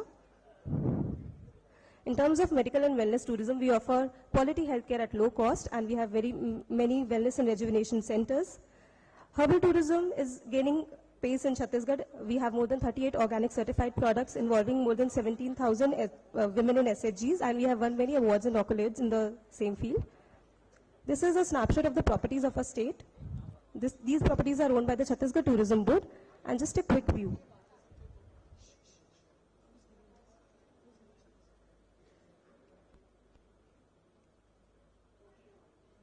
We have been organizing many events to promote and boost tourism in the state. One of it is the National Tribal Dance Festival, which sees participation from various countries and almost all the states of India. And this festival is unique to our state since we are the only one to organize it at such a large scale.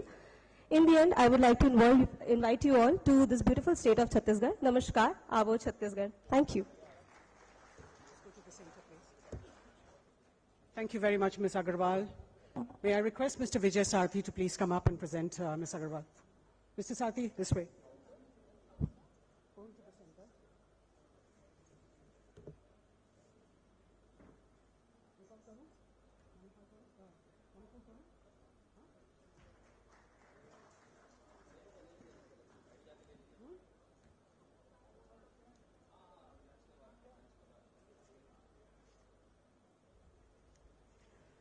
From Chhattisgarh, we move to the state of Manipur, and we've got the director, Mr. Ayobhal Singh, who will quickly introduce Mr. Singh from the front.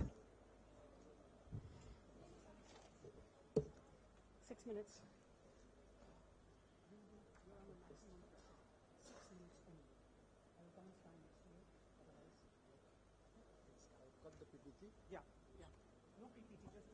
Yeah, okay.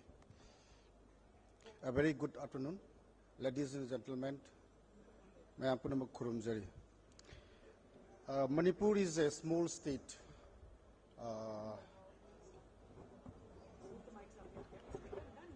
Yeah. Manipur is a small state.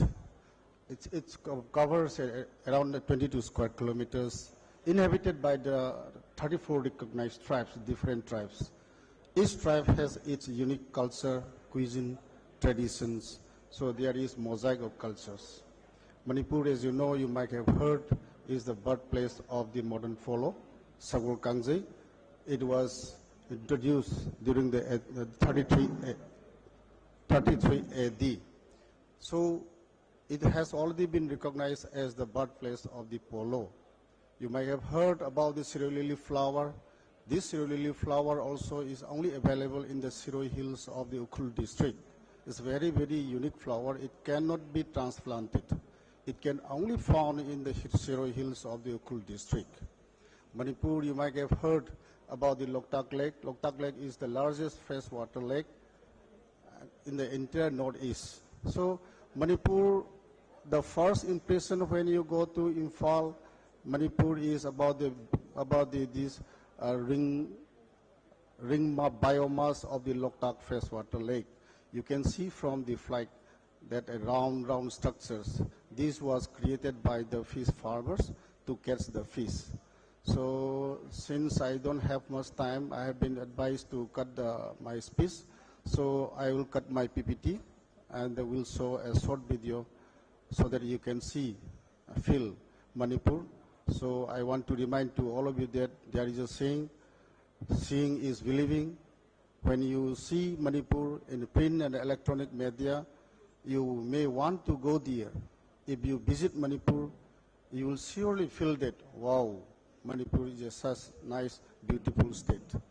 With this word, I would like to request to all of you to kindly visit Manipur and experience the beauty of nature found in Manipur. Thank you.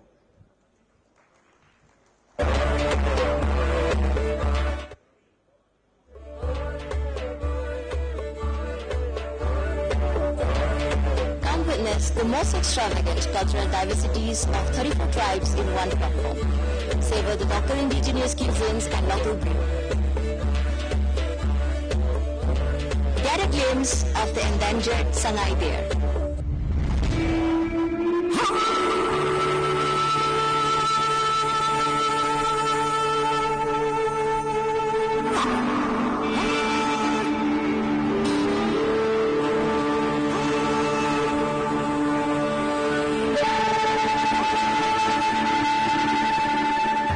The journey begins with long, peaceful uphill treks along the bountiful panoramic view. Sukho Valley is home to unique flora and fauna, flaunting beauty with scenic splendor. The mystical lake called the Loktak Lake, largest freshwater lake in the northeast. With the only floating national park in the world, the gods share the enchanting dreams with us, and we can see their overwhelming creation where we bear witness to the skies kissing the surface.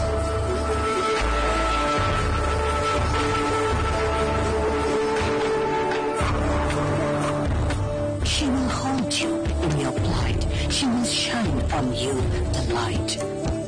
Her tranquility will bring forth the best in you.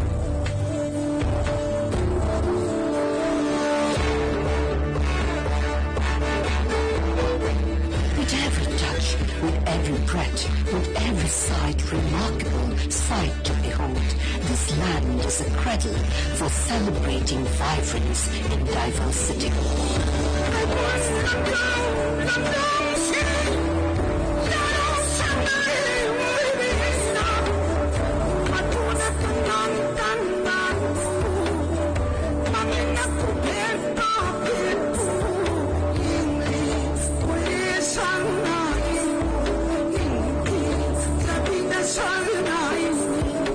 Manipur is a land where many remarkable battles were fought. Stories of immense courage and sacrifice are reflected by the memorials. Konjung War Memorial is one such sacred resting place for warriors who fought in the Anglo-Manipuri battle.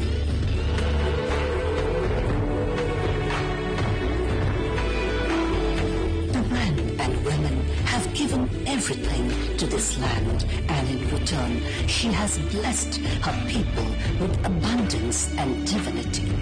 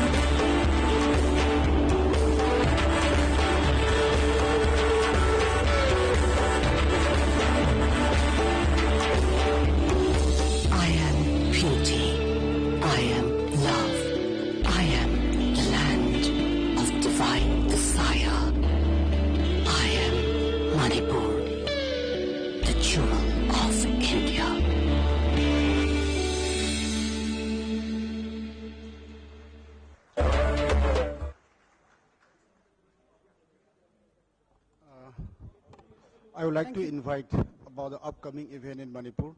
The final Femina Miss India 2023 is going to be held in Imphal, Manipur.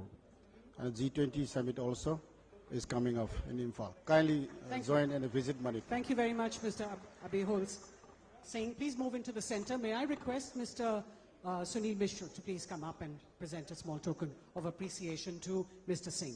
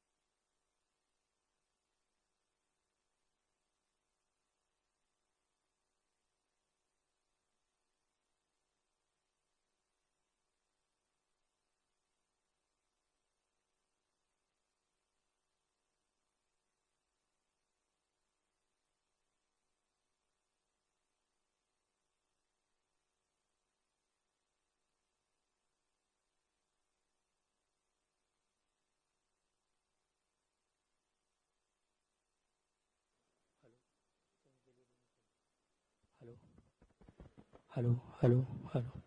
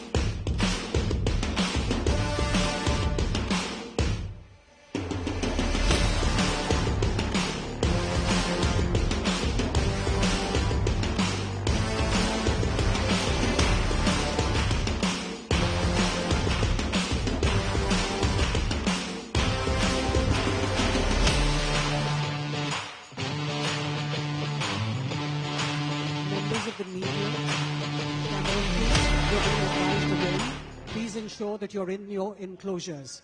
Please do not move into the aisle.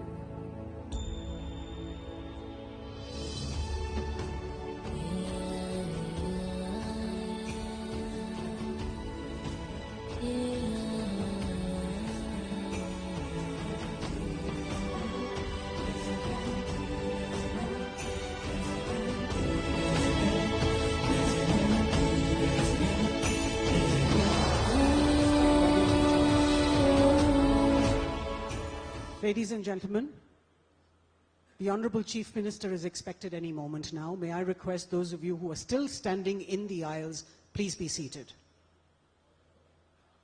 All photographers and camera crew, may I request you to please remain in your enclosures. आप अपनी अपनी जगह पे please पहुंच जाइए, आप oil में ना आए, आपको वहां से हटाया जाएगा फिर.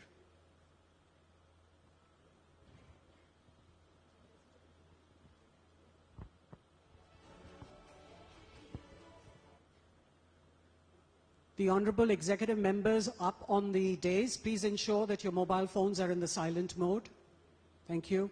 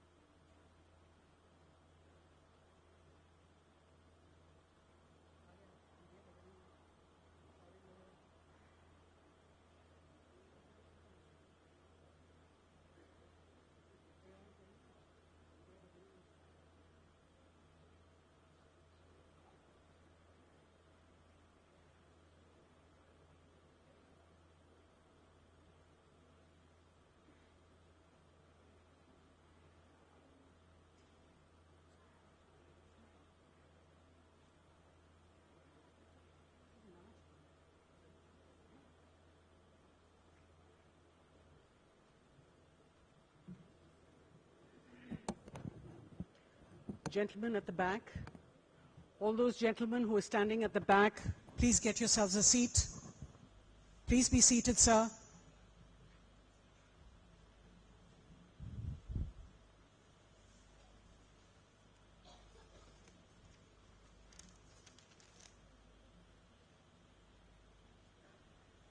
मनोज, आप वो वाला उठा के खड़े हो जाए, ट्रे नीचे रखवा दो.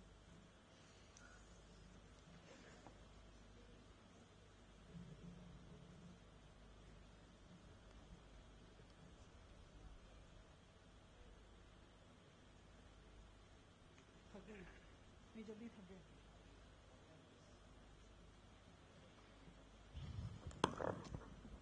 वॉल्यूम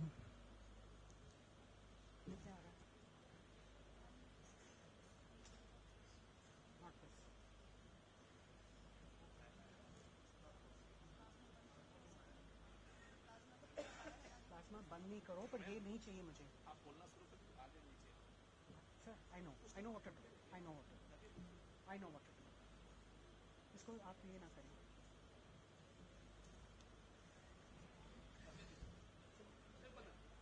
ठीक है.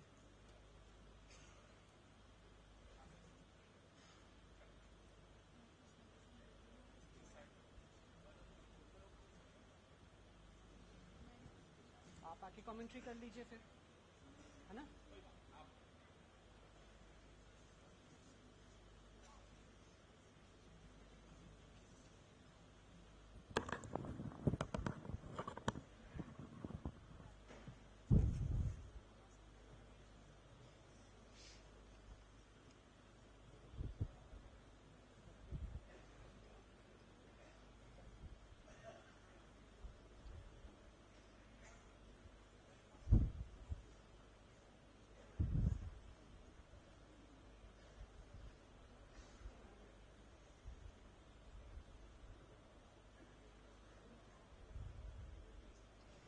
Ladies and gentlemen, we're delighted to have with us this afternoon the Honorable Chief Minister of Uttar Pradesh, and I would request all of you to please rise as he comes in to give him a warm, rousing welcome.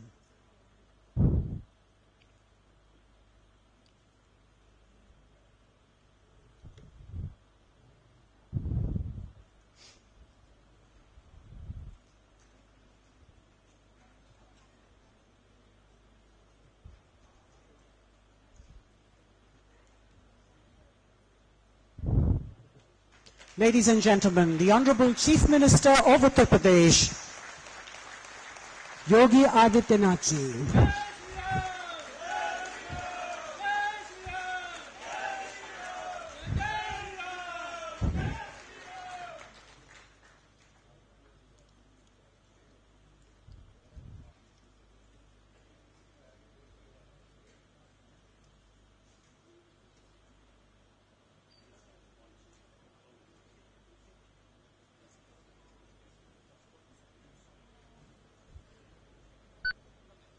Please be seated, ladies and gentlemen.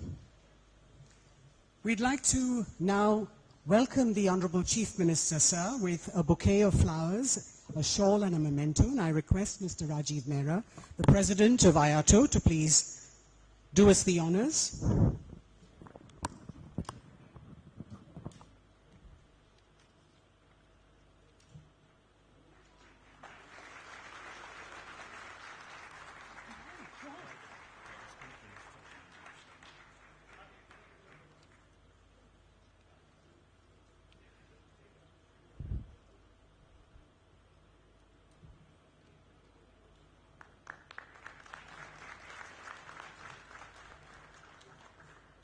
We would also like to welcome the Honorable Minister for Environment, Forests and Climate Change, Government of UP, Mr. Arun Kumar Saxena, with flowers, a shawl and a memento.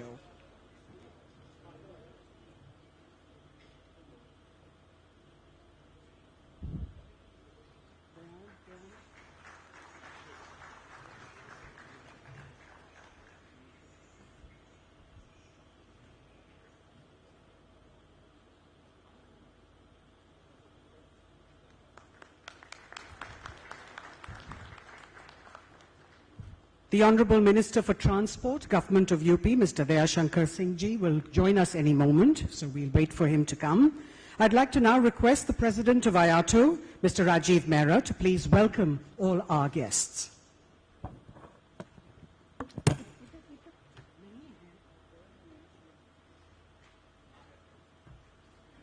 Oh, wait. He's come.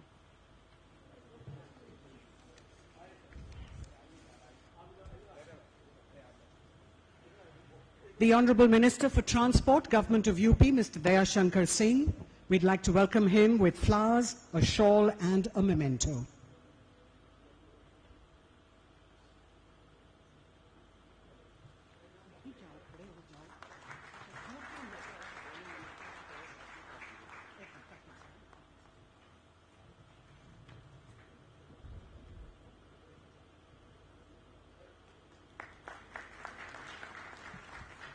Warm welcome to everyone. May I request Mr. Rajiv Mehra now to please welcome all our guests. What is wrong with this?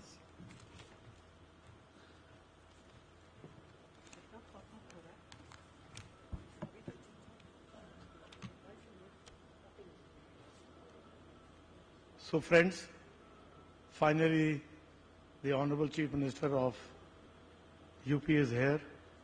Let us have a chant of Jai Shri Ram. Honorable Yogi Adityanath Ji, Honorable Chief Minister of Uttar Pradesh, Shri Dayashankar Ji, Honorable Minister for Transport, Government of Uttar Pradesh, Honorable Shri Arun Kumar Saxena, Minister of Environment, Forest and Climate Change, Uttar Pradesh,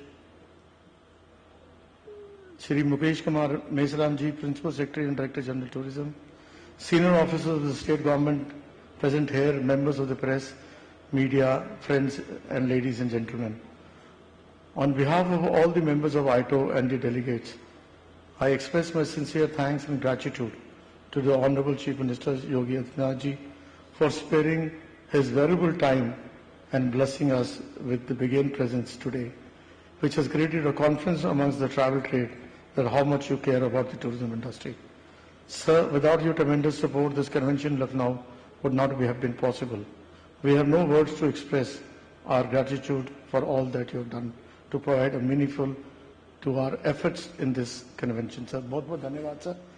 आपकी वजह से जो tourism और हमारा ये था, मैंने माननीय मेसराम जी को भी बोला था, हमारा ये है कि अयोध्या को हम अगले 2 सालों के अंदर ऐसे इंटरनेशनल मैप पे लेके जाएंगे जैसे आज वाराणसी में लोग जा रहे हैं, फॉरेन टूरिस्ट जा रहे हैं, डोमेस्टिक जा रहा है, ऐसे अयोध्या में आए और यहाँ पर कम से कम 20-25 5 स्टार 4 स्टार 3 स्टार होटल बने जिससे एम्प्लॉयमेंट बढ़े अयोध्या क्षेत्र में.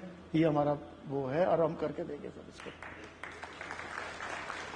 We deeply acknowledge the guidance, help and coordination of Shri Jaiveer Singh, who is not in India at the moment. Extremely thankful to Shri Mukesh Kumar Mesram Ji, Shri Ashwini Kumar Pandey Ji, Shri Prakhar Mishra Ji and other UP tourism personnel for the support and guidance in making this convention a success. We have over 1,000 delegates attending this convention. I also welcome Honorable Shri Dayashankar Ji, Honorable Minister for Transport, Government of Uttar Pradesh for his presence and blessings.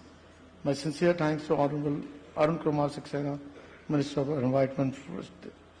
This is a much needed moral boost dose for us and we hope inbound tourism to India will be fully recovered soon. Iato members have attentively listened to all deliberations and not forward to the post tours that will leave them in the market of Uttar Pradesh across India and global. The intellectual inputs are very necessary, especially the unprecedented vaccination campaign led by the Honorable Prime Minister. Sir, हम यहाँ पे जो लोग उपस्थित हैं कुछ तो आज अयोध्या गए हुए हैं और यूपी टूरिज्म के साथ सहयोग से हम कोई 300 लोग और अयोध्या और वाराणसी लेके जा रहे हैं सर दिखने के लिए. So I'm confident of this, the positive outcome of the convention, and Iato looks forward to close interaction with the Uttar Pradesh government to promote inbound tourism.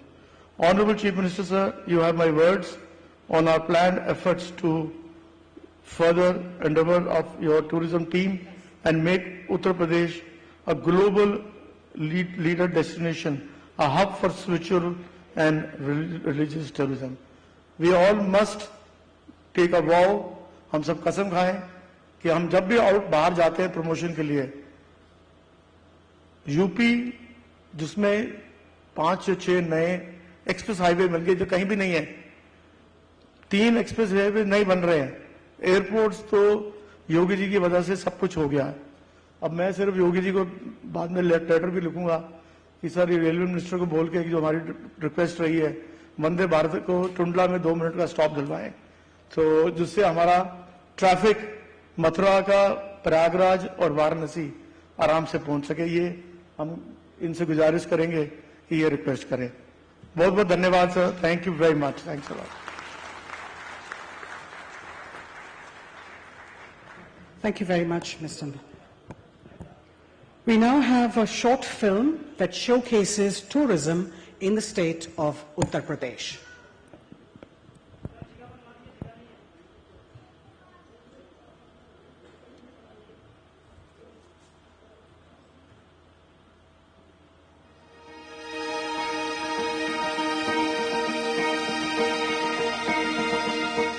प्राचीन भारत के 16 महाजनपदों में से एक चेदी बुंदेलखंड का ही प्राचीन नाम है। कात्यायन, कौटिल्य तथा कालिदास आदि ने अपने अपने ग्रंथों में बुंदेलखंड का खूबसूरती से उल्लेख किया है।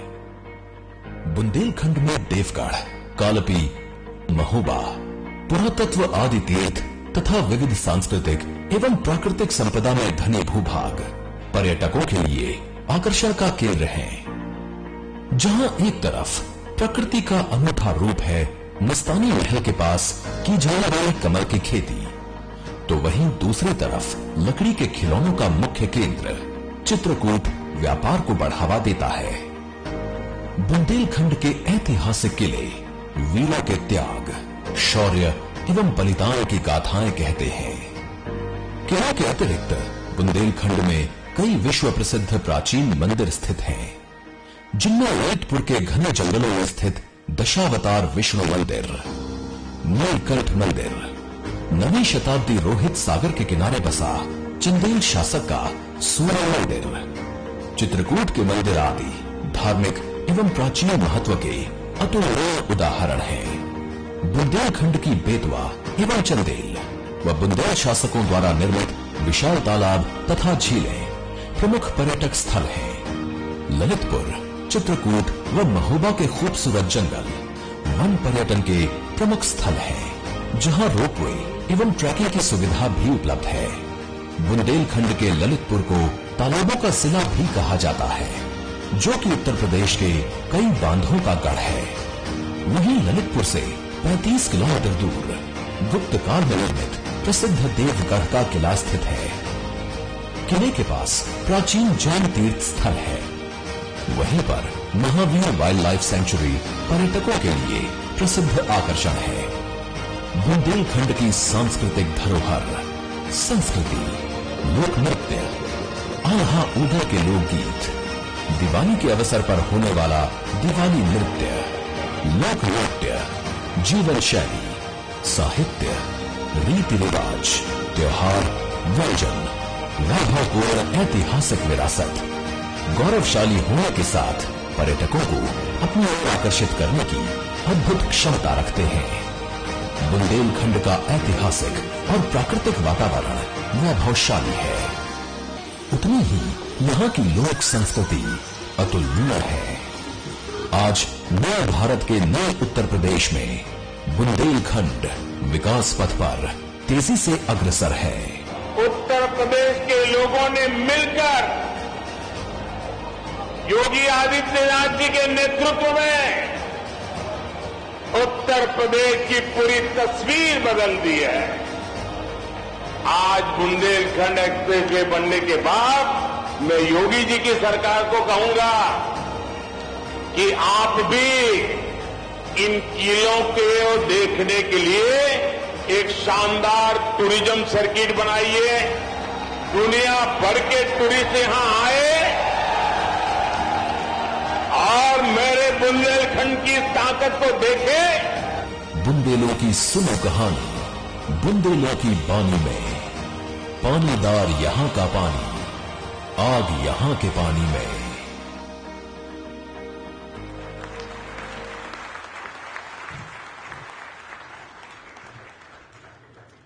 Ladies and gentlemen, you're all aware that the 38th Iato Convention is to be held in the state of Maharashtra, and we have a visual invitation from the Honorable Minister of Tourism, Maharashtra, Mr. Mangal Prabhat Lodha. Please watch.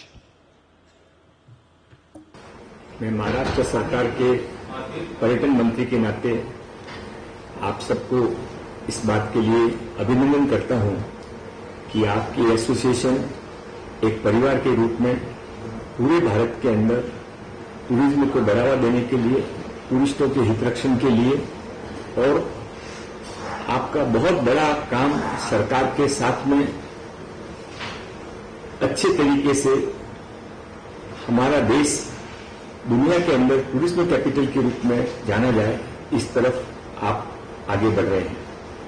मैं महाराष्ट्र सरकार की तरफ से और हमारे महाराष्ट्र के सभी tour agents की तरफ से, ट्रैवल एजेंट से जुड़े हुए सभी लोगों की तरफ से आपको निमंत्रित करना चाहता हूं कि 2023 का आपका ये कार्यक्रम जो इस बार आपने लखनऊ में किया है, अगली बार आप हमारे महाराष्ट्र के औरंगाबाद शहर में करें।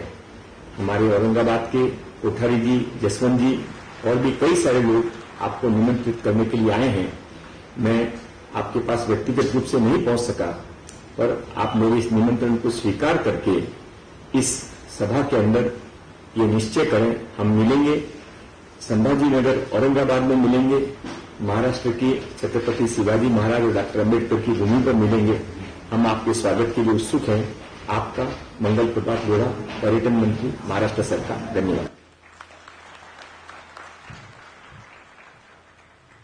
We now have the chairman of the convention, Mr. Ravi Gosain, to please present a brief outline on Iato.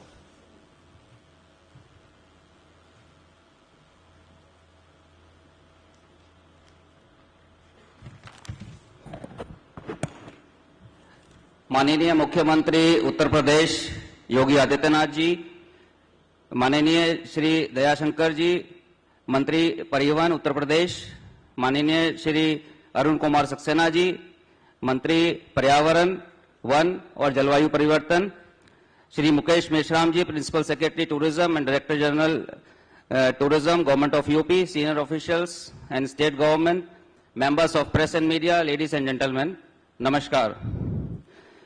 माननीय मुख्यमंत्री जी, मैं आपको बताना चाहता हूं कि हमारी association IATO, Indian association of tour operator, जिसकी स्थापना 1982 में हुई थी, केवल 7 मेंबर से, और आज 40 वर्ष के बाद इसमें करीब 1700 मेंबर हैं जो पूरे भारतवर्ष में हैं। हमारे 28 स्टेट्स में स्टेट चैप्टर्स हैं, और जो हमारे मेंबर्स को देखते हैं, और हमारी जो मेंबरशिप है उसमें tour operators, travel agents, hotels, airline, government tourism departments, corporations, education institute, transport, travel operator और प्रेस और मीडिया के सदस्य होते हैं। हमारे सारे जो एक्टिव मेंबर्स होते हैं वो टूर ऑपरेटर होते हैं और भारत सरकार पर्यटन मंत्रालय से पंजीकृत हैं। और हमारा जो मुख्यतः कार्य है वो भारत में विदेशी पर्यटकों को लाना है। और मुझे ये गर्व महसूस होता है बताते हुए कि भारत में जो 90% विदेशी आय पर्यटन से होती है वो हमारे मेंबर्स के द्वारा होती है। और इसके साथ साथ जो हमारी संस्था आयाटो है वो इंटरनेशनल पे कई देशों के साथ एमओयू साइन है हमारे वहां की संस्था के साथ, जिससे कि हम टूरिज्म के क्षेत्र में आदान प्रदान करते हैं। और आयाटो जो है इतने सालों से भारत सरकार, पर्यटन मंत्रालय और विभिन्न मंत्रालयों तथा राज्य सरकारों के साथ मिलकर पर्यटन को बढ़ाने के लिए काम करती है। इसके अलावा हम लोग अपनी सामाजिक जिम्मेवारी को भी बखूबी से निभाते हैं। और हमने समय समय पर जब भी राष्ट्रीय आपदा हुई है, प्राकृतिक आपदा हुई है, माफ कीजिएगा, उसमें प्राइम मिनिस्टर फंड में और नेशनल डिफेंस फंड में हमारे मेंबर्स ने बढ़ चढ़कर हिस्सा दिया है। चाहे वो उड़ीसा का साइक्लोन हो, चाहे वो गुजरात का अर्थक्वेक हो, चाहे वो फ्लड्स हो केरला के या उत्तराखंड केदारनाथ की आपदा हो। सो मैं चाहूंगा कि आप लोग सब ताली बजा करके सभी दानकर्ताओं का स्वागत करें। और हम लोग का ये वार्षिक कन्वेंशन है 37वां, जो कि हम लोग हर वर्ष किसी नए राज्य में करते हैं ताकि उस राज्य का प्रचार प्रसार हमारे मेंबर कर सकें। और जो आते हैं तकरीबन 1000 डेलीगेट्स हैं, सब टूर ऑपरेटर्स, होटेलियर्स और उनके परिवार स्पाउसेस को मिला करके। और इसमें काफी सारे लोग कई स्टेट्स के मंत्री, ब्यूरोक्रेट्स और प्राइवेट सेक्टर के लोग हैं, इन्वेस्टर्स हैं, जो यहाँ पे सारे लोग आज उपस्थित हैं। और इस कन्वेंशन में हम लोग एक ट्रैवल मार्ट भी ऑर्गेनाइज करते हैं, जिसमें कि इस साल 19 स्टेट के लोग आए हैं। और हमने आज सुबह एक आयाटो रन भी ऑर्गेनाइज की थी, जिससे कि हम लोग रिस्पॉन्सिबल टूरिज्म, ताकि लोगों को पता रहे कि हम लोग को प्रकृति के साथ छेड़छाड़ नहीं करनी चाहिए, के लिए और मोटिवेट करने के लिए दौड़ का हमने प्रायोजित किया था।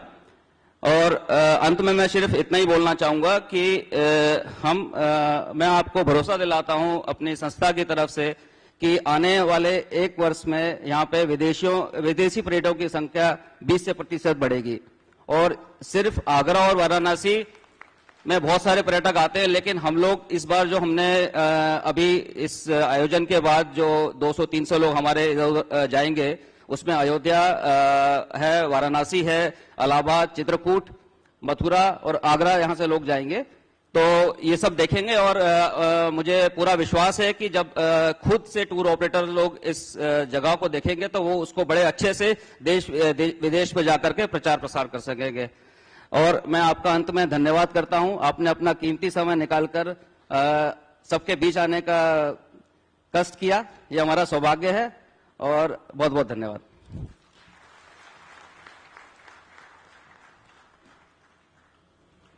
Thank you very much, Mr. Gosai. Honorable Chief Minister, sir, we have 2 books that we would like you to release now.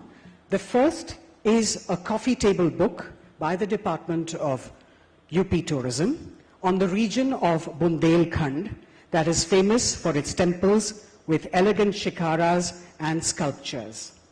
Along with this book on Bundelkhand, there is also a directory which is like a ready reckoner of all tourism destinations of UP.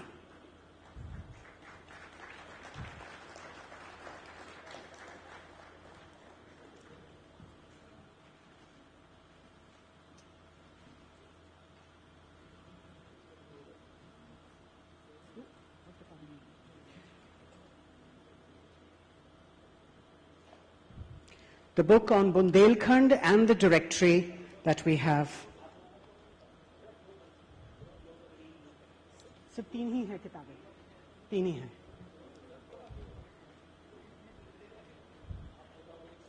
Photo के लिए sir थोड़ा जी।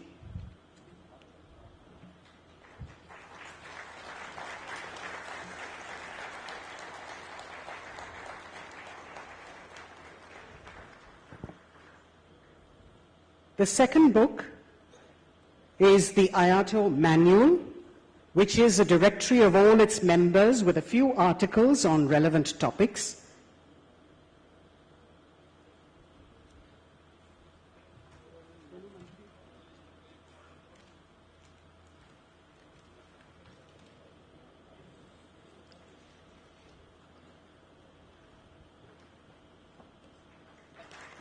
Iato Members Manual.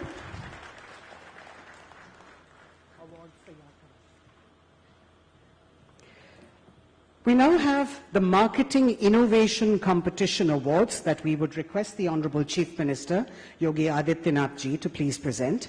These awards, ladies and gentlemen, are to honor outstanding work for creative, authentic and relevant design work in 4 categories. We are giving out the awards for the state tourism bodies by the Honorable Chief Minister today, and we'd like to now invite our awardees to come up one by one as I announce the names. The best booth goes to Uttar Pradesh, and we've got Mr. Ashwini Pandey, Special Secretary Tourism, and Mr. Prakhar Mishra, Director Tourism, to please come up to receive the award from the Honorable Chief Minister.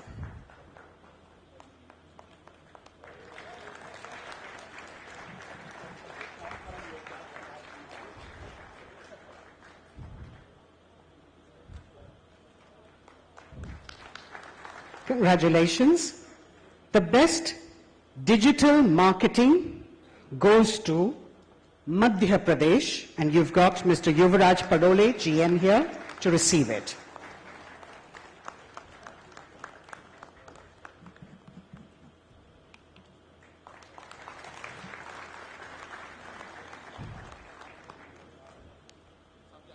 Best poster goes to Manipur, and we've got Mr. Ibohal Singh, Director, to receive it.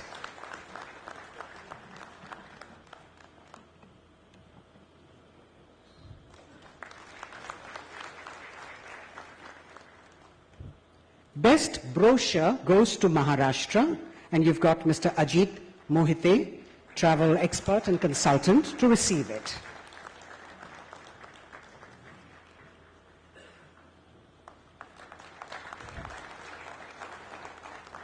And the fifth one, which is the best video CD, goes to Ladakh. And we've got Ms. Kunjis Angmo, Director, Tourism, to receive it.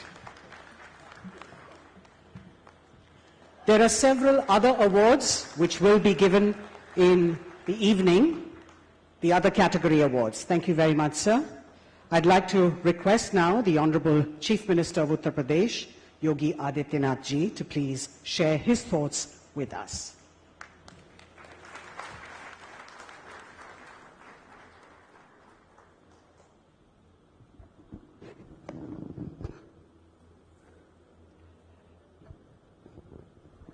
आईटो convention के आज के इस कार्यक्रम में मंच पर उपस्थित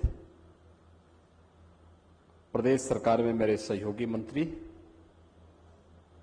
श्री अरुण कुमार सिन्हा जी, दयाशंकर सिंह जी, भारतीय टूर ऑपरेटर्स एसोसिएशन के अध्यक्ष श्री राजीव मेहरा जी, उपाध्यक्ष सीएम नजीब जी, एसोसिएशन के सदस्य सचिव श्री रजनीश कैस्ता जी, संजय राजदान जी, उत्तर प्रदेश सरकार के प्रमुख सचिव पर्यटन श्री मुकेश मेश्राम जी, आयोजन समिति के अध्यक्ष श्री रवि गोसाई जी, देश भर से आए हुए सभी टूर ऑपरेटर्स, आयोजन समिति के सभी अन्य पदाधिकारीगण और उपस्थित भाइयों बहनों, भारत की आध्यात्मिक और सांस्कृतिक राजधानी के रूप में विख्यात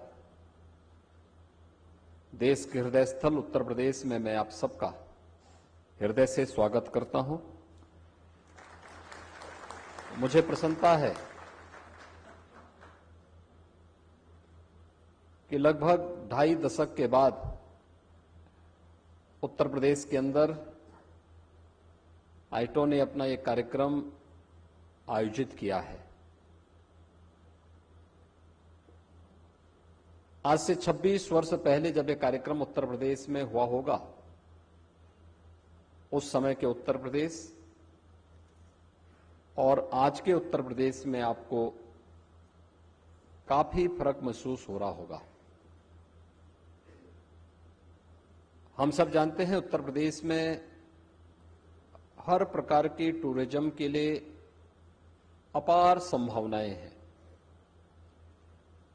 और संभावनाओं को अगर आप देखेंगे तो विगत 5 वर्ष के अंदर हम सब ने जो प्रयास किए हैं आदरणीय प्रधानमंत्री जी के मार्गदर्शन में, उसका परिणाम है कि डोमेस्टिक टूरिस्ट में आज उत्तर प्रदेश देश के अंदर नंबर 1 पर है।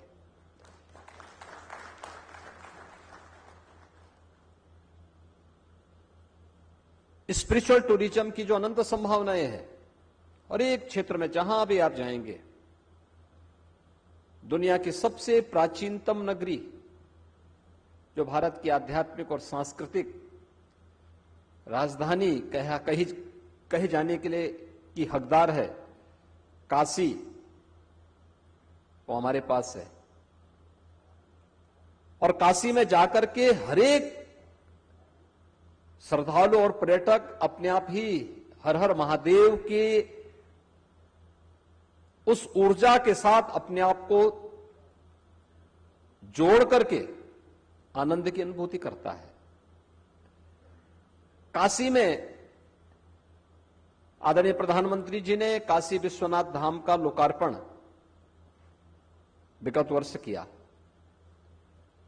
अभी 13 दिसंबर को 1 वर्ष पूरे हुए हैं। अमूमन वाराणसी में वर्ष भर में 1 करोड़ पर्यटक आता था, और इस वर्ष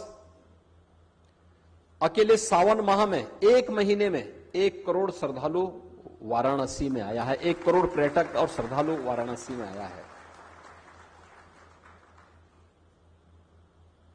अयोध्या हर एक भारतीय की, और हर वह भारतीय जो देश और दुनिया में जहां कहीं रह रहा हो, अयोध्या आकर के भगवान श्री राम की पावन जन्मभूमि के दर्शन करने की अभिलाषा रखता है। कौन ऐसा भारतीय होगा जो अयोध्या जाए और वहां जय श्री राम न बोले? हर एक भारतीय इस अभिलाषा के साथ अयोध्या आता है। आज अयोध्या में भगवान श्री राम के भव्य मंदिर के निर्माण का कार्य जिस युद्ध स्तर पर चल रहा है, और जो फुटफॉल हुआ है वहां पे पिछले 4-5 वर्षों के अंदर दीपोत्सव से कार्यक्रम प्रारंभ हुआ और अपनी अब चरम की ओर आगे बढ़ रहा है। मेरा यह मानना है कि अयोध्या में मंदिर निर्माण के साथ ही अयोध्या और उसके आसपास के क्षेत्र के विकास के लिए वर्तमान में हमारी लगभग 30,000 करोड़ रुपए के प्रोजेक्ट वर्तमान में हमारे वहां पर संचालित हो रहे हैं, इंफ्रास्ट्रक्चर डेवलपमेंट के और वहां आने वाले श्रद्धालुओं की बुनियादी सुविधाओं को ध्यान में रखने के लिए। जब ये पूरे होंगे, दुनिया की सुंदरतम नगरी के रूप में आपके सामने अयोध्या होगी। और मेरा मानना है कि जितना पर्यटक वर्तमान में आता है, इसका लगभग 10 गुना पर्यटक 2024 के बाद से अयोध्या में आता हुआ दिखाई देगा।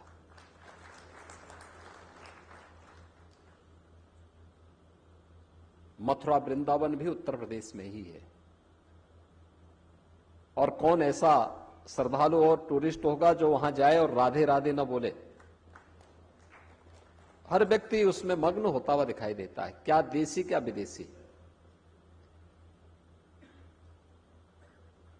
पिछले 5 वर्षों के अंदर आपने बदलती हुई मथुरा को, वृंदावन को, बरसाना को देखा होगा।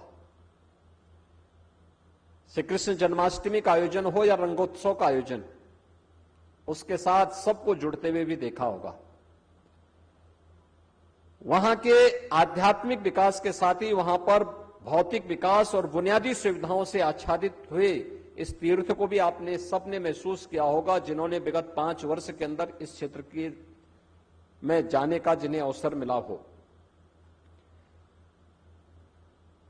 मथुरा, वृंदावन, बरसाना, गोकुल, बलदेव, नंदगांव, इस जितने भी तीर्थ स्थल हैं ब्रज क्षेत्र के, इनके विकास के लिए भी केंद्र और राज्य सरकार वर्तमान में भौतिक विकास, आध्यात्मिक विकास के साथ ही वहां के भौतिक और विकास और बुनियादी सुविधाओं पर वर्तमान में लगभग 25 से 30 हजार करोड़ रुपए हमारे वर्तमान में वहां खर्च हो रहे हैं इन सुविधाओं को वहां पे बढ़ाने के लिए। दुनिया की सबसे बड़ा सांस्कृतिक आयोजन जिस स्थान पर होता है, मां गंगा और यमुना का मिलन केंद्र संगम प्रयागराज, वह भी उत्तर प्रदेश में है। और 2019 का प्रयागराज कुंभ जिसने भी देखा, जो भी वहां गया, और जरूर अभिभूत हुआ होगा। 24 करोड़ श्रद्धालु आए थे इस आयोजन में। 24 करोड़ श्रद्धालु किसी बड़े आयोजन के साथ जुड़े और कहीं कोई सामान्य भगदड़ की बात तो दूर, धक्का मुक्की भी नहीं हुई। सुरक्षा के बारे में उत्तर प्रदेश के अंदर अब चिंता करने की कोई आवश्यकता नहीं, वो बीते दिनों की बात हो चुकी है। आज उत्तर प्रदेश देश के अंदर एक सुरक्षित प्रदेश है। हमने इस क्षेत्र में ढेर सारे रिफॉर्म किए हैं और उत्तर प्रदेश आज जहां इस दिशा में आगे बढ़ा है, वहीं यानी रामायण सर्किट हो या कृष्णा सर्किट या बौद्ध सर्किट, आदरणीय प्रधानमंत्री जी के इस विजन को इंप्लीमेंट करने का, व्यवहारिक धरातल पर लागू करने की कोई एक वास्तव में भूमि है तो वह उत्तर प्रदेश है। भगवान बुद्ध से जुड़े हुए 6 प्रमुख केंद्र भी उत्तर प्रदेश में ही है। उत्तर प्रदेश में चाहे वह भगवान बुद्ध ने पहला उपदेश जिस धरती पर दिया था, सारनाथ उत्तर प्रदेश में, महापरिनिर्वाण जहां पर भगवान बुद्ध ने लिया था वह कुशीनगर भी उत्तर प्रदेश में, भगवान बुद्ध ने अपना बचपन जहां व्यतीत किया था वह कपिलवस्तु उत्तर प्रदेश में, सर्वाधिक चातुर्मास जहां उन्होंने व्यतीत किए थे वह श्रावस्ती भी उत्तर प्रदेश में, कौशाम्बी और संकिसा भी उत्तर प्रदेश में। यहां के विकास के लिए भी डबल इंजन की सरकार पूरी ईमानदारी और प्रतिबद्धता के साथ कार्य करते हुए बौद्ध सर्किट को और अच्छे ढंग से पर्यटन मैप पर आगे बढ़ाने का कार्य कर रही है। कुशीनगर में हमारा अंतर्राष्ट्रीय हवाई अड्डा प्रारंभ हो चुका है। श्रावस्ती में हम लोग एयरपोर्ट का विकास कर रहे हैं। विकास की प्रक्रिया एक निरंतर आगे बढ़ रही है। उत्तर प्रदेश में आप लखनऊ, राजधानी लखनऊ में हैं, यहां से 70 किलोमीटर की दूरी पर भारत की पूरी वैदिक परंपरा को लिपिबद्ध करने की धरती नैमिषारण्य भी मौजूद है। वहां के समग्र विकास को ध्यान में रख करके केंद्र और राज्य सरकार मिलकर के उन कार्यक्रमों को आगे बढ़ाने का कार्य कर रही है। भगवान राम ने जिस धरती पर सर्वाधिक वनवास के समय में अपना वनवास का कालखंड व्यतीत किया था वह चित्रकूट भी उत्तर प्रदेश में।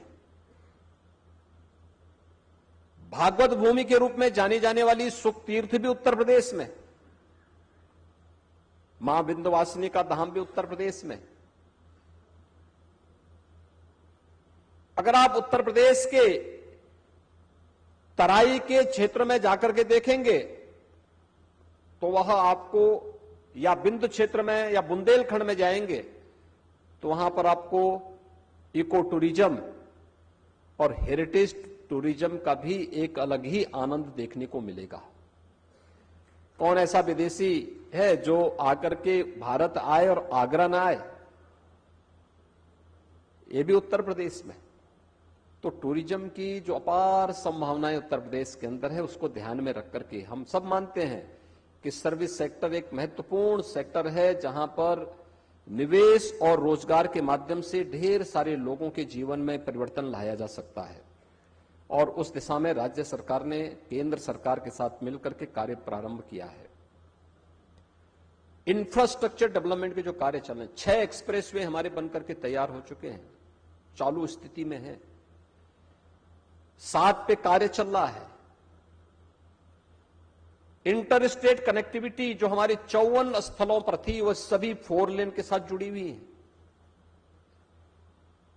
देश का सबसे अच्छा रेल नेटवर्क उत्तर प्रदेश के पास है और सबसे अच्छी एयर कनेक्टिविटी भी उत्तर प्रदेश में है। आज हमारे 9 एयरपोर्ट क्रियाशील हैं जिनमें 3 इंटरनेशनल एयरपोर्ट हैं। 2 इंटरनेशनल एयरपोर्ट पर हम कार्य कर रहे हैं, बहुत शीघ्र हम उनको भी क्रियाशील करेंगे, जिसमें एक अयोध्या में भगवान श्री राम की पावन जन्मभूमि अयोध्या में बन रहा है और दूसरा देश का सबसे बड़ा एयरपोर्ट जेवर में निर्माणाधीन है। 10 नए एयरपोर्ट पर हम कार्य कर रहे हैं। कोई सोचता ही नहीं था, पहले बुंदेलखंड जाने के रास्ते ही नहीं थे। आज बुंदेलखंड को हम एक्सप्रेसवे के साथ भी जोड़ चुके हैं और चित्रकूट में हमारा एयरपोर्ट भी बन रहा है। सोनभद्र में एयरपोर्ट का काम युद्ध स्तर पर आगे बढ़ रहा है। आजमगढ़ के नाम से लोग डरते थे, लेकिन आज आजमगढ़ को हमने बुंदेलखंड एक्सप्रेसवे के साथ भी पूर्वांचल एक्सप्रेसवे के साथ भी जोड़ा है और एयरपोर्ट का निर्माण भी वहां हो रहा है। अलीगढ़ हार्डवेयर का कितना बड़ा केंद्र, आज एयरपोर्ट के साथ हमने उसे जोड़ा है। मुरादाबाद ब्रॉस आइटम के लिए जाना जाता है, आज वहां पर हम लोगों ने एयरपोर्ट की सुविधा उपलब्ध करवा दी है। 10 नए एयरपोर्ट हम लोग वर्तमान में बना रहे हैं, बहुत शीघ्र, जिसमें से 5 का हमारा एमओयू एयरपोर्ट अथॉरिटी के साथ हो चुका है कि उससे एयरपोर्ट अथॉरिटी उसकी देखभाल करे, उनको संचालित करे और जो भी बाकी खर्चा आएगा वह राज्य सरकार उसमें वहन करेगी। 5 पे हम कार्य कर रहे हैं, बहुत शीघ्र हम उसे भी क्रियाशील करने की दिशा में आगे बढ़ेंगे। देश का पहला वाटरवे वह भी हल्दिया से वाराणसी को जोड़ चुका है और इसे प्रयागराज तक विस्तार करने और इसे अयोध्या तक भी आगे ले जाने की तैयारी हमारी चल रही है और भारत सरकार के साथ इस कार्यक्रम को हम आगे बढ़ा रहे हैं। बुंदेलखंड में भी आपने देखा होगा, उत्तर प्रदेश टूरिज्म ने जो आपके सामने प्रस्तुत किया बुंदेलखंड के किलों के बारे में, आदरणीय प्रधानमंत्री जी के मार्गदर्शन में उसका एक अलग ही सर्किट का निर्माण का कार्य चल रहा है और उस पर हम लोग युद्ध स्तर पर उस कार्यक्रम को, वहां की पॉलिसी को लेकर के आ रहे हैं। ऐसे ही आप हमारे इन क्षेत्रों में आएंगे जो नेपाल से सटे हुए तराई के जनपद हैं, इको टूरिज्म के कितने अच्छे सेंटर हैं। वहां पर अगर हम देखेंगे प्रकृति का अपना ही का अलग आनंद है। बिंद क्षेत्र में अगर आप जाएंगे तो वहां का अपना एक अलग ही आनंद है और इसलिए आप सभी जो देश भर से आए हुए टूर ऑपरेटर्स से मैं इस बारे में कहूंगा कि इस सेक्टर के लिए सबसे बड़ी आवश्यकता होती है सबसे पहले सुरक्षा का। आज के दिन पर उत्तर प्रदेश की सुरक्षा और कानून व्यवस्था देश के सामने एक नजीर है और इसलिए सुरक्षा की सबसे बेहतरीन गारंटी कोई दे सकता तो उत्तर प्रदेश दे सकता है। दूसरा, कनेक्टिविटी उत्तर प्रदेश की सबसे बेहतरीन है। बेहतरीन इंफ्रास्ट्रक्चर के माध्यम से हम इन कार्यक्रमों को आगे बढ़ाए हैं। हम लोगों ने तो टूर ऑपरेटर्स को भी और अन्य तमाम संस्थाओं को हमने आमंत्रित किया, आइए हमारे यहां इन सभी सर्किट को आप जोड़िए, थोड़ा हेली सेवा के साथ इन्हें जोड़ने की कार्रवाई को बढ़ाइए, हम इसमें सहयोग करेंगे। हर प्रकार का सपोर्ट राज्य सरकार करेगी। इसे इस दिशा में प्रयास किए जाने की आवश्यकता है और प्रदेश ने हर एक स्थान पर पर्यटकों के रहने, उनके अन्य सुविधाओं की दृष्टि से hotel, restaurant, market, multi level parking और अन्य विकसित करने की दिशा में जो प्रयास प्रारंभ किए उसके लिए हमारी पॉलिसी है, कार्य उस पर लगातार कार्य किया जा रहा है। और मैं चाहूंगा कि सुरक्षा और कनेक्टिविटी के साथ ही हमारी टूरिज्म की बेहतरीन पॉलिसी आज के दिन पर उत्तर प्रदेश के अंदर है और इस पॉलिसी के अंतर्गत किसी भी सेक्टर में निवेश किया जा सकता है।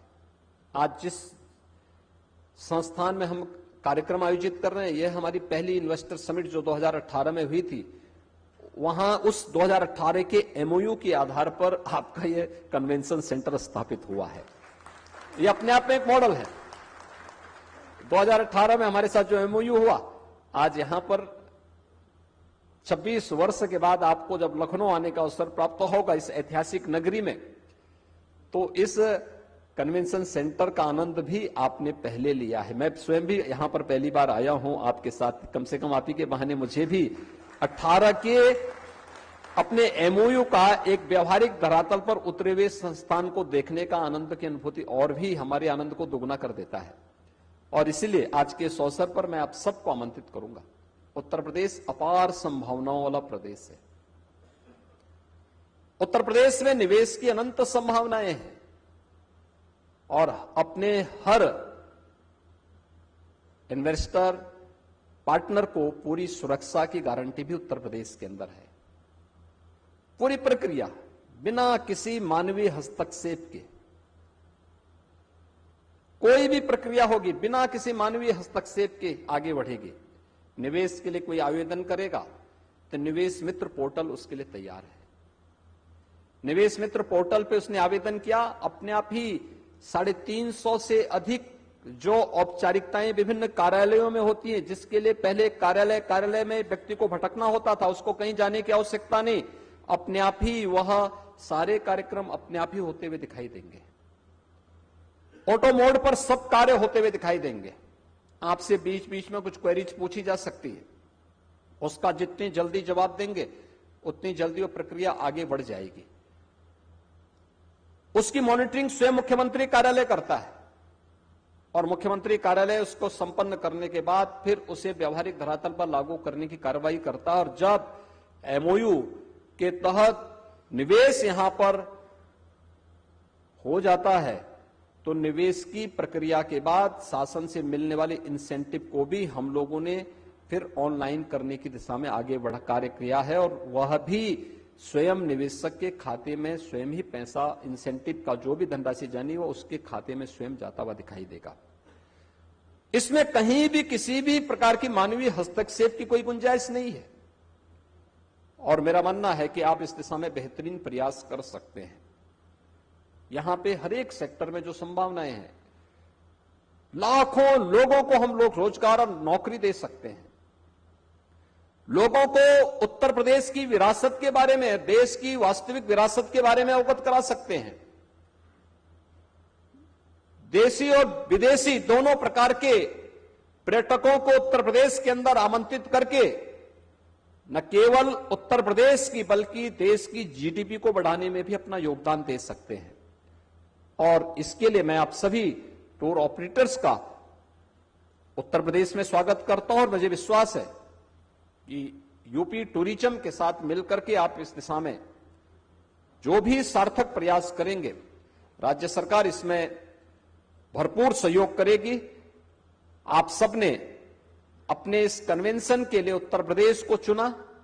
मैं इसके लिए एसोसिएशन के अध्यक्ष और उनकी पूरी टीम को हृदय से धन्यवाद दूंगा। आयोजन समिति से जुड़े हुए सभी पदाधिकारियों को हृदय से धन्यवाद दूंगा और मुझे विश्वास है कि उत्तर प्रदेश की इन अनंत संभावनाओं का आप सब आनंद लेंगे और देशी विदेशी पर्यटकों को एक बेहतरीन वातावरण देने का कार्य करेंगे। आप सबके इस पूरे आयोजन के प्रति मेरी शुभकामनाएं हैं। धन्यवाद। जय Hind.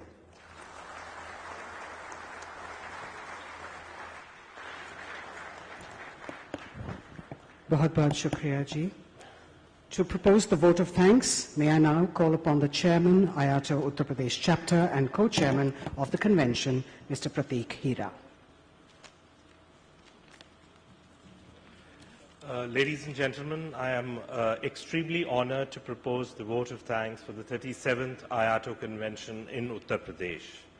We are extremely grateful to our Honorable Chief Minister, Yogi Adityanath ji, for giving us an opportunity to bring our conclave to Lucknow after a gap of 26 years. We are equally indebted to the most able Tourism Minister, Mr. Jaiveer Singh, for his guidance and support at all times. Our presence here wouldn't have been possible without the support of the most enthusiastic and dynamic Principal Secretary and Director General Tourism, Mr. Mukesh Kumar Meshram, and the two of his pillar officers, Mr. Ashwini Pandey, Managing Director of UPSTDC, and Director Tourism, Mr. Prakhar Misra, and of course, the entire team of UP Tourism. Sincere thanks to the Transport Minister, Mr. Daya Shankar Singh, and the Minister for Forest and Climate Change, Mr. Arun Kumar Saxena, for supporting Iato's cause and gracing this occasion today. We are grateful to Shri Mangal Prabhat Lodha, Honourable Minister of Tourism, Government of Maharashtra, and the Maharashtra Tourism for extending an invite for our 38th convention in Maharashtra. Iato extends its gratitude to Mr. Arvind Singh, Secretary Tourism, Government of India, for the valuable support extended by the Ministry of Tourism for this convention. We thank all the participating 20 states, secretaries of all the related ministries and principal secretaries of all the estates, hotels, airlines, partners, and their support who were with us in these 3 days at this 37th Iato convention. I am happy to announce once again that at the inaugural session itself, we have crossed the registration mark of 1,000 for the first time in Iato's history. All thanks to all our members for their valued presence here in Lucknow. Thanks to the support of the universities, tourism institutes all around Uttar Pradesh for providing volunteers to assist us in conducting this mega show. The support of media has been exemplary, and we thank them for the valuable coverage of the convention from even before the convention began. Sincere thanks to our executive committee and all our regional and state chairmen, being led by our president, Mr. Rajiv Mehra. Last but not the least, I thank the Iato Secretariat, the District Administration of Lucknow, and the local police who were the backbone of this convention all through that comes to an end today. But of course, the post-convention tours will continue all over the Uttar Pradesh, and all these members are going to different places. I know I have missed many names, but it is unintentional and only because I want to respect the time allocated to me. But I thank all and each one for the support and the presence at this 37th Iato convention. Before I leave, I once again announce that we will be meeting in Maharashtra for our 38th Iato convention. Thank you. Thank you very much. Ladies and gentlemen, we've come to the close of the valedictory ceremony. May I request you all to please remain in your places until the Honourable Chief Minister leaves the hall.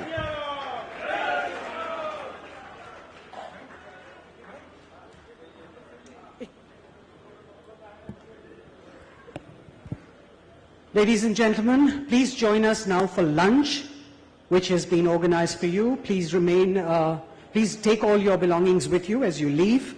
We have another session after lunch, so please ensure that you're back here at 2:30.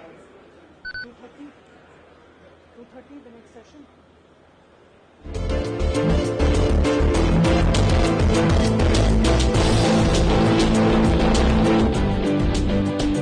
The session after lunch will begin at 2:30. Please ensure that you're back here. There will be door prizes, there will be a session, there's also going to be a motivational talk. So please ensure that you do not miss any of that. Thank you.